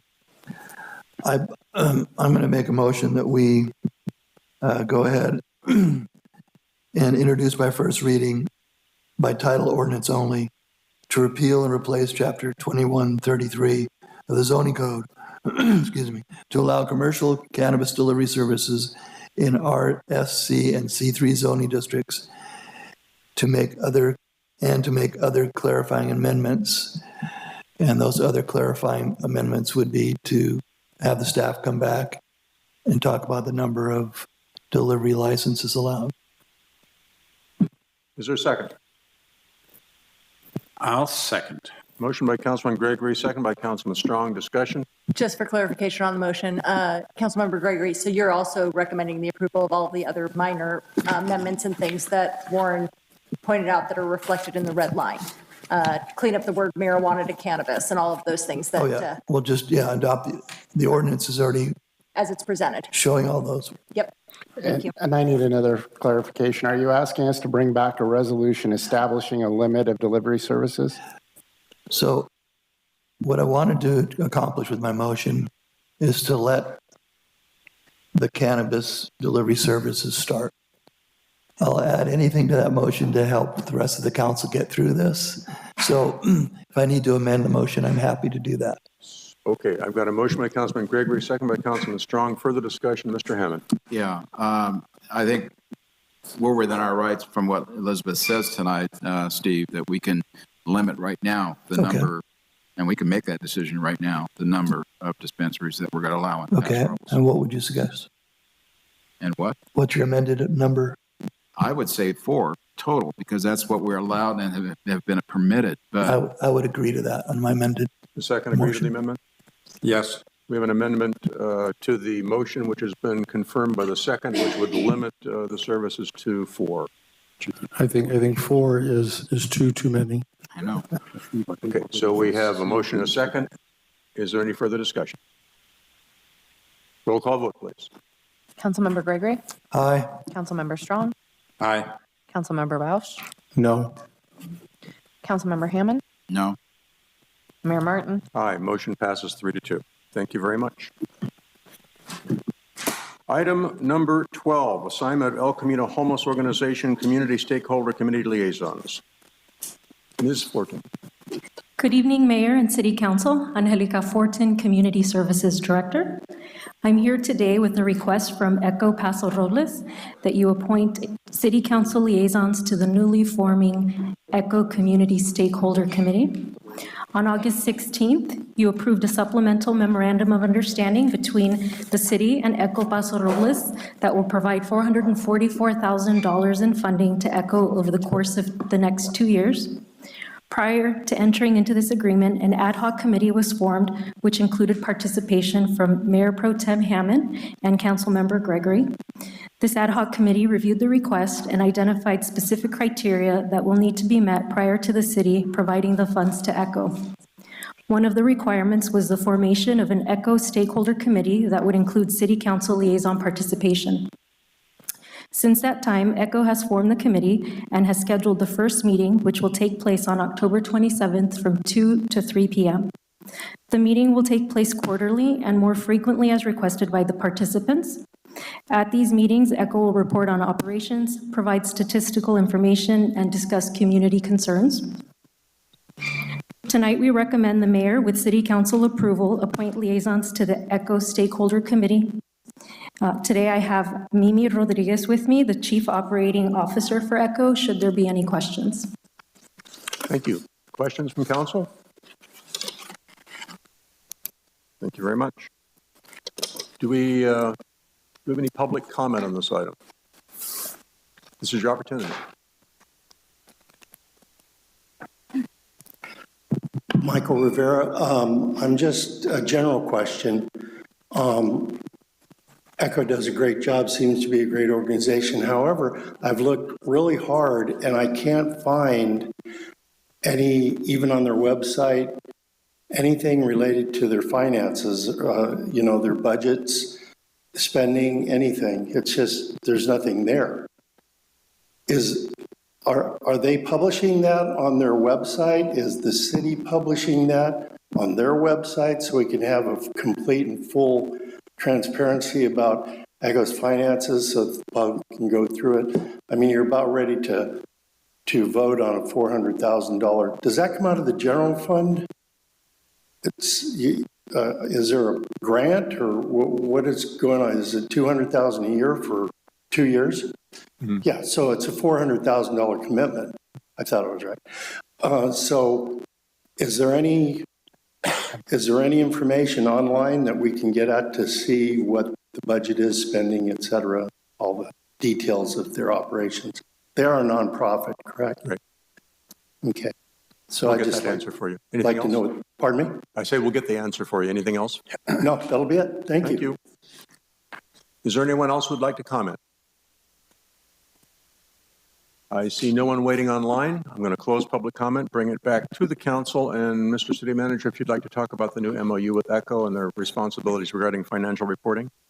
You bet. So as part of council's action to approve the $444,000 over this budget period allocated to ECHO, they were required, which we had an ad hoc assigned that helped craft an MOU. which place certain requirements to disperse the funding. As part of those requirements, they will be making quarterly reports to the council, which will go into detail regarding specific finance and data regarding their expenditures and their income as well. That's part of the requirement. And that'll be public information. That is public information. Those reports that the city receives become part of the public record. Very good. Thank you. Mr. Strong. However, we are not approving any money to them in this item tonight, are we? There is no request for approval today. As part of that ECHO's MOU agreement, they're required to have stakeholder meetings.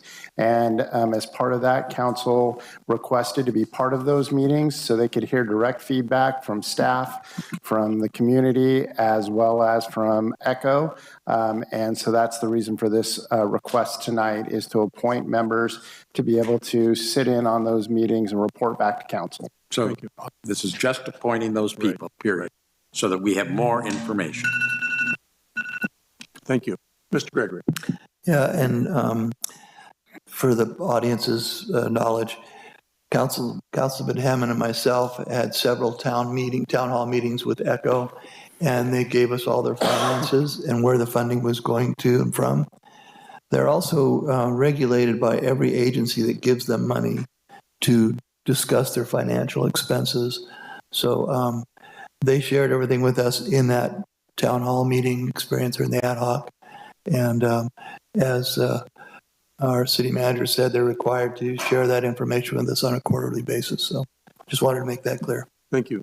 Mr. Hammond. Yeah, I was going to kind of say the same thing, that, ECHO relies on public donations, and anyone wishing to support ECHO is certainly well worth the time and effort. With regard to taxpayer funds helping directly to ECHO, though, we did make requirements that they would report out. We have to know where tax money is spent. So that is part of the agreement. And Mr. Mayor, again, I would be happy to serve on this again. I have the time, I have the resources to do that. So if you're looking for help, I'll be happy to. So my recommendation would be that Councilman Gregory and Councilman Hammond continue the relationship with ECHO and be our liaisons. Is there any problem with that? Mr. Strong? No, not a problem, but I think as a nonprofit, are they required to publicly announce all of their finances? I don't believe so. I think they have to report to those they get funds we have from. a representative here that might be able to answer that. Do we have someone from ECHO who could answer that question? Yeah. Yes, please, come to the microphone. Thank you. Hello, I'm Mimi Rodriguez. I'm the Chief Operations Officer at ECHO. And that is something we've actually heard from some of our donors in the past, just recently, and we are working on putting our most current 990 on our website, so that should be up within the next few weeks, so that anyone can view those records if they'd like. Thank you. And for people listening in, the Form 990 is an IRS requirement of nonprofit organizations to report their donations and expenditures. Thank you very much. Thank you. If there's no further discussion, I'd entertain a motion. Mr. Mayor, I'd like to make a motion that myself and Councilman Gregory serve on the ad hoc. I'll second it. Got a motion by Councilman Hammond, second by Councilman Strong. If there's no further discussion, roll call vote, please. Councilmember Hammond? Aye. Councilmember Gregory? Aye. Councilmember Bausch? Aye. Councilmember Strong? Aye. Mayor Martin? Aye.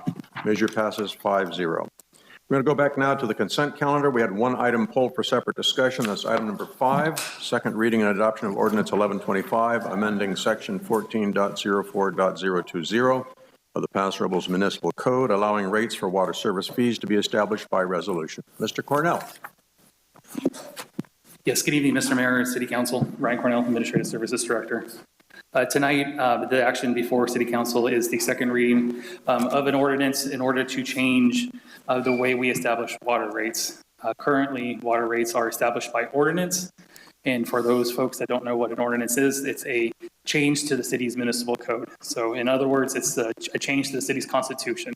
And so like anything, right, if we were going to change the constitution, we should have several meetings, 2 city council meetings. We should advance notice the public that we're going to change the constitution. Currently, the water rates, as I said, are established by ordinance. Inherently, over time, water rates increase because people, the cost of to employ people increase and infrastructure cost increases as well. So just naturally, the water rates are going to increase over time. So every single time we need to increase water rates, we have to do an ordinance change and change our municipal code. We have an option via health and safety code to adopt water rates by resolution. And the difference between establishing water rates by resolutions versus ordinance is simply a document that City Council still approves.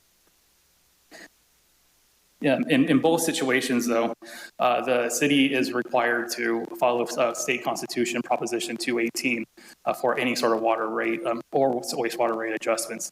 The Prop 218 noticing is actually more stringent in order to, than to change the mini code. It requires 45-day notice, and then it also requires a notice to every single property owner throughout the city as well. A couple of years ago, when we updated the wastewater rates, we changed that language in the municipal code to establish those by resolutions. And so with anticipation of the water rates and the water rate review come in the upcoming months, we're going to like to do this house cleaning item now and get those protocols established so that we could adopt rates by resolution moving forward. With that, I'll be happy to answer any questions, Mr. Mayor. Thank you. Questions of staff? Seeing none, we'll open to the public. Sir, please.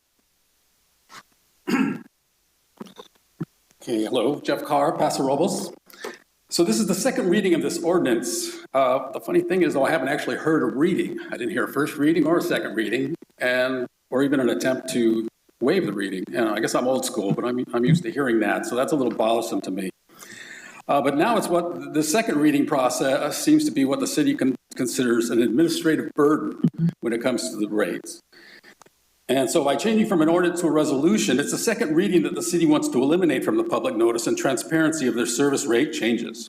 It also eliminates public readings, notice requirements, including publication in a local newspaper. By the way, on what date was a summary of the ordinance published, and in what newspaper do we use? I see this as all about fast tracking the water rate changes and denying the public needed notice and public discussion. It appears the city is already geared up for a fast track water rate change over the year-end holidays. An ordinance is hardly an administrative burden. And this phase of the rate change process is not where the city should be looking if they want timely rate changes. Looking back at recent rate changes for water, sewer, and waste, I wonder why target the small administrative task of an ordinance when the city has delayed rate changes for months and even years, when in my opinion, good management dictated that they should have been adjusted. The last sewer rate increase was significant, over 50% overall, spread over multiple years. I understand now that even in 2015, the city was advised that those rates should have been addressed earlier, but the city didn't propose a rate change until they found themselves in a serious jam. And the public was hit with large increases. Waste rates are due for an increase, and it's now being delayed, while many other cities in the county have already adjusted their rates. In the meantime, as a result, there are some very questionable things happening with the franchise fees and other charges that I'm not very happy about. So in light of the city's past failings to adjust rates in a timely manner, this claim that the ordinance requirements are the root of some significant burden or delay in adjusting rates is frankly simply laughable. Prop 218, intended to protect the ratepayer from abuses, is not a substitute for good city government with strong transparency and public engagement. Once the 218 process starts, discussion with the city mostly stops, and it's just down to counting protest votes. This is all about fast tracking and eliminating public notice and discussion. When the city really needs to do is take a closer look at its internal operations regarding its cost revenue management, its budget tracking and billing. Per the rule, trust but verify, but when a city government makes it more and more difficult for the public to scrutinize and verify their actions, it will only serve to diminish trust in that city government. So don't pass this ordinance and keep using the ordinance process for all utility service rates adjustments. One last question. I asked about the review period change from 1 to 5 years in my last comments. Please explain why this change is needed and how the review process is executed. Is it assessed for each monthly period over a full year, or this passes is it now over a 5-year period? I understand the city can't charge for us more than the cost of the water, but when and how do you monitor that, and what should happen if the city finds that the water is being charged too much for it? Thank you very much. Thank you, sir. Is there anyone else who'd like to speak? Seeing no one rise, I look at my electronic billboard here. I see no one online waiting to comment, so I'm going to close public comment and bring it back to the council for discussion and action. Anyone like to start? Oh, wait, before we do that, let's answer a couple of questions. There was a question about the date of the reading of the ordinance and the actual reading of the ordinance. Can you comment on that? Sure. So we as a policy waive the reading, which you did when you made your first motion, and we just read the title, which was done when you made the original motion 2 weeks ago. And then if you notice the item for tonight, your recommended action is again to waive the reading of the title or waive the reading of the ordinance and adopt. And the purpose of waiving the reading of the ordinance is? So we don't have to read the whole thing. Or the ordinances generally are multi-page, quite long. Quite long, quite technical. But they are published in advance so people can read them for themselves. It is in your agenda packet, so it's been published twice as part of the agenda packet. Okay. And then it's published as part of the noticing procedure, and the entire thing will be it'll be published again within 15 days. The entire text of the ordinance is published in a publication of local record? I'm not sure what local. Yes, sir. The Tribune. The Tribune. The Tribune. Yes. Published the entire text, and we could look up the date of that if we wanted to, I suppose. Yes. What's the difference in the public noticing requirements between considering an ordinance and considering a resolution? A resolution will just appear on your regular agenda. The ordinance, as we just discussed, has the publication in the newspaper and additional steps. Okay. Any questions I missed, Mr. Hammond? I was just going to mention, I think the person asked about why we didn't change this, yearly. And I believe it's a 5-year cycle, isn't it, Christopher? You might want to explain that process or somebody. Yeah. Yes, thank you. When the city hires a rate consultant, we do a 10-year analysis of future water operations and expenses. And so what we do is we back into, okay, if we need X dollars to meet operations, then this is how much revenue we need. And so we look 10 years out, but we only are allowed per Proposition 218 to establish rates for 5 years at a time. And so that's the new practice that the city's been going with, is every 5 years to do these rate studies that looks 10 years out, but then establishes the rates for the next 5 years. Very good, Ryan. Thank you. Any other questions, Mr. Strong? No. So I did have a couple of questions. Correct me if I'm wrong, the Prop 218 process, which allows ratepayers to protest any increase, as it was explained to me tonight, sort of takes primacy over ordinance or resolution. In other words, if the ratepayers, if a majority of the ratepayers say we don't want to pay this rate, then we never get to the ordinance or resolution step. That's correct. So the Prop 218 process is a much more comprehensive, as Mr. Cornell described. It goes out to all of the citizens who will be impacted by the potential increase and has many noticing requirements associated with it. Right. And then, so whether it's ordinance or resolution, ultimately it's the 5 of us who make the decision, where in a Prop 218 process, the entire user base votes on that. Well, the entire user base has the opportunity to come in and protest, correct? Right. And so under Prop 218, you would set rates for 5 years. Those are a cap. So if you were to discover, based upon your cost of service study, that you didn't need to go all the way to that top amount, so if you set it at 10% each year or whatever, okay, you can do anything lower than that, and you would do that by resolution. Right. And then, Mr. Cornell, one other question that I missed, I think, and I believe I heard the question asked, as we evaluate water rates on a 5-year cycle, what happens if we find out that we're collecting too much money?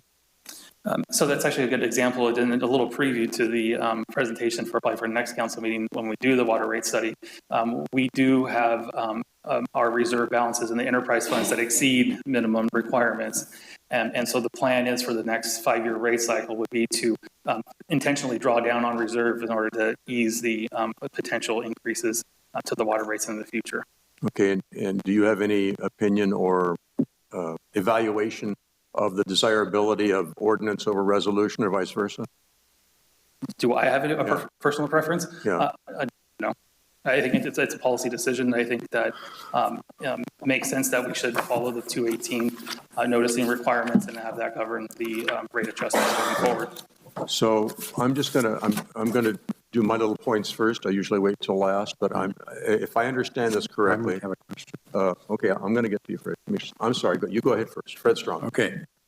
My question is, if we do this by ordinance, we have to keep a current published copy of our ordinances, all of our ordinances, don't we? For anyone who wants to see what the ordinances of the city are? Correct. So if we do this by ordinance, we have to change that whole book, and there's a publishing cost involved. Correct. So that's a huge cost to our taxpayers, because that comes out of the general fund. So ordinance impacts the general fund. Resolution, all we have to do is keep that on file. That doesn't have to republish anything, correct? Correct. Thank you. Okay, so what I was about to say was, without Prop 218, it seems to me that the core of the discussion here is public input into the situation. And the perception among some is that an ordinance allows more input than a resolution does. And I can certainly understand that, and I would certainly support as much public input as possible. Prop 218 does take primacy, though. We never get to an ordinance or a resolution until all the ratepayers have the opportunity to protest any potential rate increase. In fact, we've seen the situation recently when Prop 218 votes stopped rate increases because people voted that they didn't want to suffer those rate increases. So it seems to me the maximum public input is the direct input on the Prop 218 vote, and the implementation of their will is, in a sense, almost moot. But that's my sensitivity. Any other comments? Mr. Hammond? Yeah, and I was just going to make another comment, observation, again, that we can only charge what it costs us to run the system, correct? You cannot overcharge. So it's the numbers that we have to prove to show that it is either what the cost of moving that water and also the upkeep and maintenance of the system is what we're improving. Any other comments? Mr. Strong? Yeah, one thing the public doesn't understand is that most of our rate increases have had nothing to do with what our cost should be. It has to do with the state of California imposing its will upon us in ways in which we don't need to have it imposed. And that is rationing. We have so much water actually in our portfolio that we're paying for that we're flushing. I think the last estimate I heard was somewhere around 7 million gallons a day into the ocean because the state won't let us use it because of the rationing. And that's because other areas of the state have a big problem with water. They don't have enough. We have enough for our full build out plus another 15,000 people. We have a surplus of water because we've been very, very proactive in securing 4 different water sources now. We have our groundwater, which we have a very good solid entitlement to. We have state licensing for river water out of the Salinas River.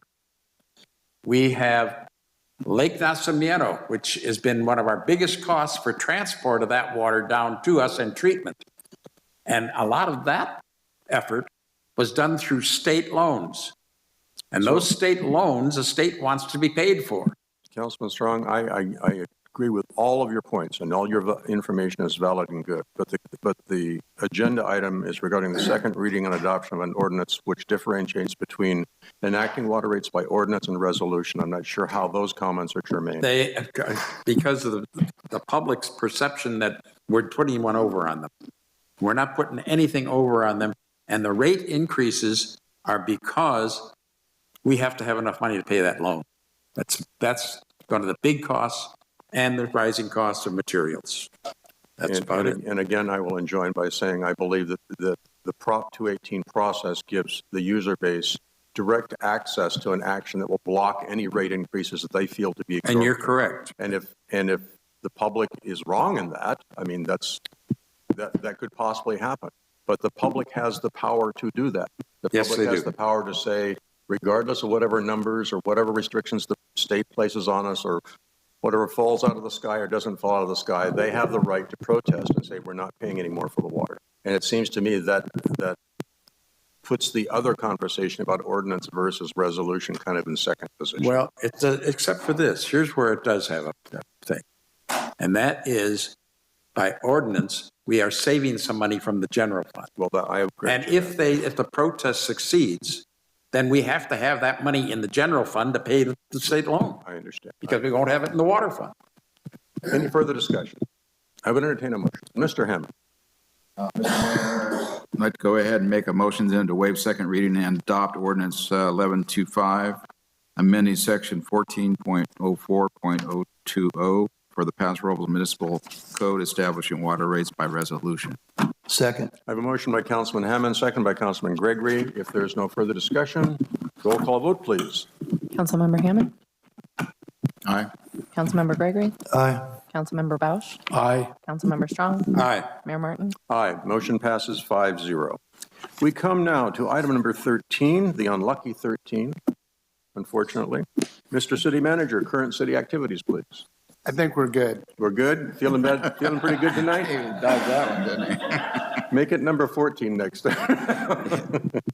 Item 14, current council committee activities and reports. Mr. Bausch? Nothing to report. Thank you. Mr. Strong? Well, Mr. Mayor, I was at a public forum, which was very, very well attended by citizens on our upcoming elections, which I think many citizens were at, and many citizens had a lot of questions. And I heard some good answers from almost every one of the candidates. So I think that was very informative. I also had a meeting of the LOSAN, which is the Pacific Surfliner Railroad. I'm on that board of directors. And we are currently meeting also with staff and with the city of San Luis Obispo over a controversy on the EIR for the new rails facility in San Luis Obispo, which will be the turnaround for the Pacific Surfliner and an overnight play. And they are attempting to stop that completely because trains make noise. And even though we have trains coming through all the time making that noise, they were already in existence. So now they see this mechanism as a way to stop the train. We are fighting this because if we stop the train, we put 250 minimum cars a day back on the highway for periods of 200 to 300 miles, and we impact severely the air quality. So I'm not sure why reducing that noise below state standards, and that's the problem. What the city of San Luis Obispo is trying to do is get us to be quieter than the state standards for noise. And it's almost impossible for a train to do that until we completely electrify, which we're in the process of doing, and which we would be able to fully comply with within 3 years of this facility being completed. So that's our status right now. And tomorrow I will be meeting with SLOCOG, and we will be discussing some issues on roads and streets and highways that are pertinent to the city. Thank you. Councilman Hammond. Thank you, Mr. Mayor. The only meeting I had was APCD, which continues to deal with the Pismo Dunes issue almost 15 years now since I've been on it. And no resolution still, just working through the courts and all that trouble that's happening there. Other than that, I had no other committee reports. I did have an option or a thing I wanted to talk about, though, is Ty and I, about the reports that I would like to try to get. And I'm not sure if we still have council liaisons going to planning commission meetings, but in cases where they actually make a ruling for like a conditional use permit, I would like to see some sort of report. We mentioned maybe an annual or, a monthly report for every 2 meetings that they have. Question to you, or maybe Warren, is though, if there was some reason why we wanted to appeal or talk about a particular ruling from the planning commission, how many days do you have to file an appeal? 14 calendar days. 14 calendar days. So which, if we were to wait, a month, that would be pretty much too late then for a report from yourself, is what I'm envisioning. If it not on, with regard to rulings like CUPs and things like that. And I'm thinking again in the future, what might be coming through, because I don't actually attend those meetings much anymore, but, and I always get asked by the public, well, how about this and why did this happen? So I think it would be kind of helpful that, just like we do with DDIS and other departments, that maybe we, on key items, that we might have a report in the beginning or how we could work that into a meeting. I'm not sure if Mr. Mayor, you would agree, but something like that I think is kind of important just to have a connection more, I think, with the Planning Commission and what they're doing. I'm just wondering if a good idea might be we get, reports from the city manager. Maybe we get a Planning Commission dashboard report after each meeting. These were the items last night. Here were the actions taken. I think that would be the cleanest and the most current way, so you wouldn't have to wait 2 weeks, a month. Exactly. I would appreciate something like that. Makes sense? Yeah. With the council's pleasure, Mr. Frace and team, they do prepare minutes of the meetings and the agenda with their actions. So if council would like, I'm happy to make sure that gets distributed to your inbox so you can see those immediately after the meeting. Often their agendas are pretty packed with a lot of action, so I don't know that council would we'll do whatever council directs, but I don't know that it would be the best use of time to review an entire agenda each time. I'd be fine with getting the minutes. If you just make sure we're copied on the minutes, I think that we can do that. Let's start with that. With the results. Yeah. Mr. Bausch? So the minutes are published how long after the meeting? Well, I know, Mr. Frace, you can speak to that. 2 days. So typically they're on the next Planning Commission agenda. So the commission, like the council, meets every 2 weeks. So it would not necessarily go to Mr. Hammond's point of being timely to file an appeal. Well, so maybe we need a different methodology. So they're published about 10 days ahead. So they're published before their meeting. Their next meeting would be the cutoff for filing the appeal. So usually you have 3 or 4 days to still file an appeal when the minutes are published. How many days? Usually 3 to 4. I don't know that gives all of us quite enough time to review that with the other. Is there a way to speed that up? Or a dashboard that Mayor Martin discussed? Just a recap of what happened? So we could put that on our radar if we needed to appeal it, we could? Yeah, we can provide the information however the council wants it. If something should happen, I mean, we've all been on boards long enough, we know that minutes aren't always published exactly on time. Things happen, and I'm not blaming anybody, but if minutes are passed and we pass the appeal time frame, that would be certainly unfortunate. So maybe just a heads up of this happened, and then we'll watch for the minutes if it's something important to us. Can we get a summary of Planning Commission items? Just a quick hitter. Yeah, we can provide a report out the next day. That would be helpful. Thank you. Anything else, John? No, thank you. Mr. Gregory? I'm not going to comment on the Planning Commission stuff, but if there's an appeal, we'll know about it. Or if we want to make one, we'll know about it very quickly. I just want to say that it was really nice of Farida to bring her friends over with a big bird at the airport. And it was fun watching the Royal Air Force land their A400. And then we got the pleasure of meeting and talking to the pilots and a lot of the engineers on board the aircraft. And they gave us a full rundown of everything. I even have a picture of Mayor Martin trying to fly the plane. So couldn't find the ignition. But it was a really special moment. My father was in the RAF, and it was nice to see one of their aircraft at our airport. And I want to thank Mark and Frida for making it a really nice, special day. I think it was really a nice reception for them, and I think they educated us a lot. One little factoid they stated that I thought was very interesting, and it was by the pilot. He said Fort Hunter Liggett has the most diverse topography of any base in the world. And that's why Fort Hunter Liggett and Paso Robles are becoming so popular in the military, because they could do everything in their testing here. So that was good knowledge.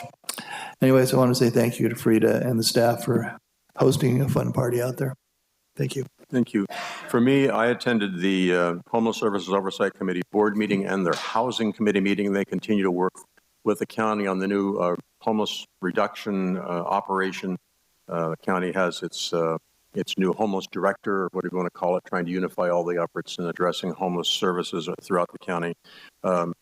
Mr. Gregory and I had our monthly breakfast meeting with Supervisor Pershong, where we had a very protracted and I thought productive discussion about homeless services in our county, and I think some strategies that if they flesh out will be very interesting to bring forward both to our city and other cities. So I know homelessness is a very frustrating thing for all of us. I just want everybody to know that we're not wandering around ignoring it. We're all brainstorming, we're all touching bases with other people, trying to find best practices and trying to find ways to effectively address that in our community.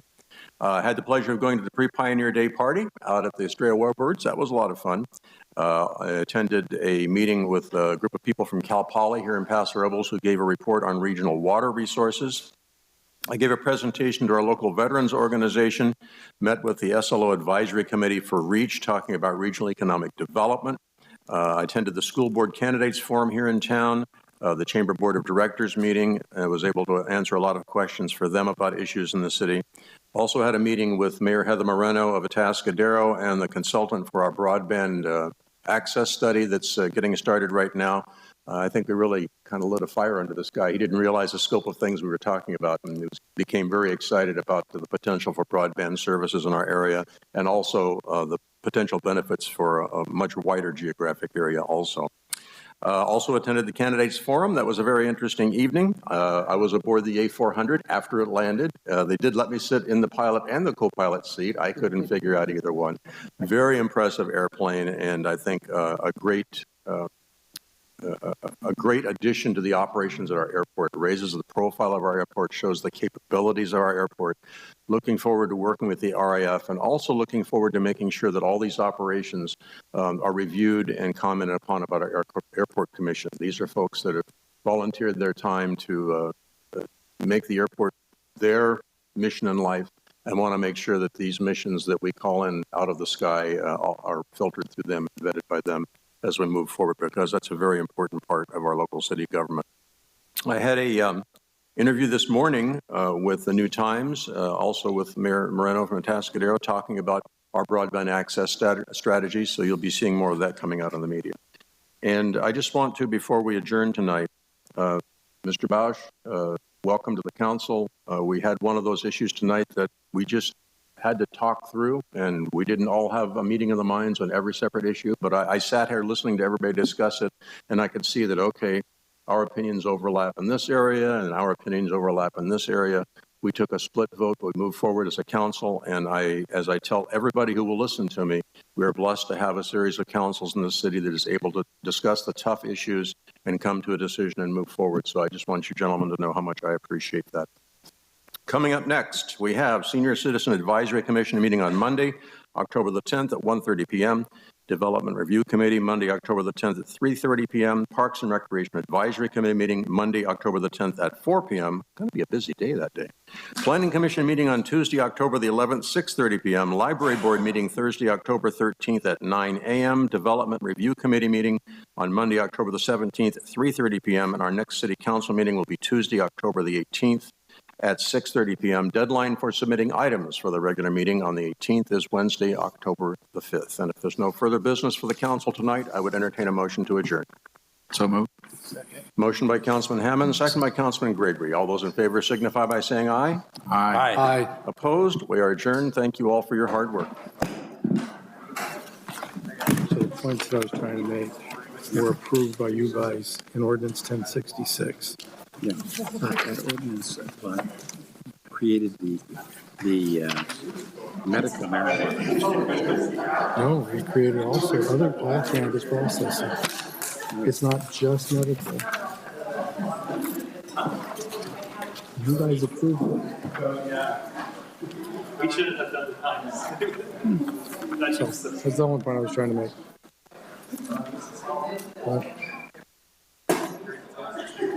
And this one passed. This one passed 2018, so it's been a while. But it was supported by the resolution I was reading.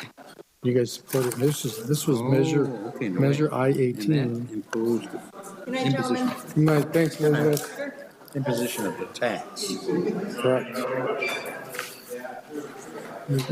Thanks very much. Okay, so no business shall be exempt from the tax. But Okay. I didn't know anything about this. I went back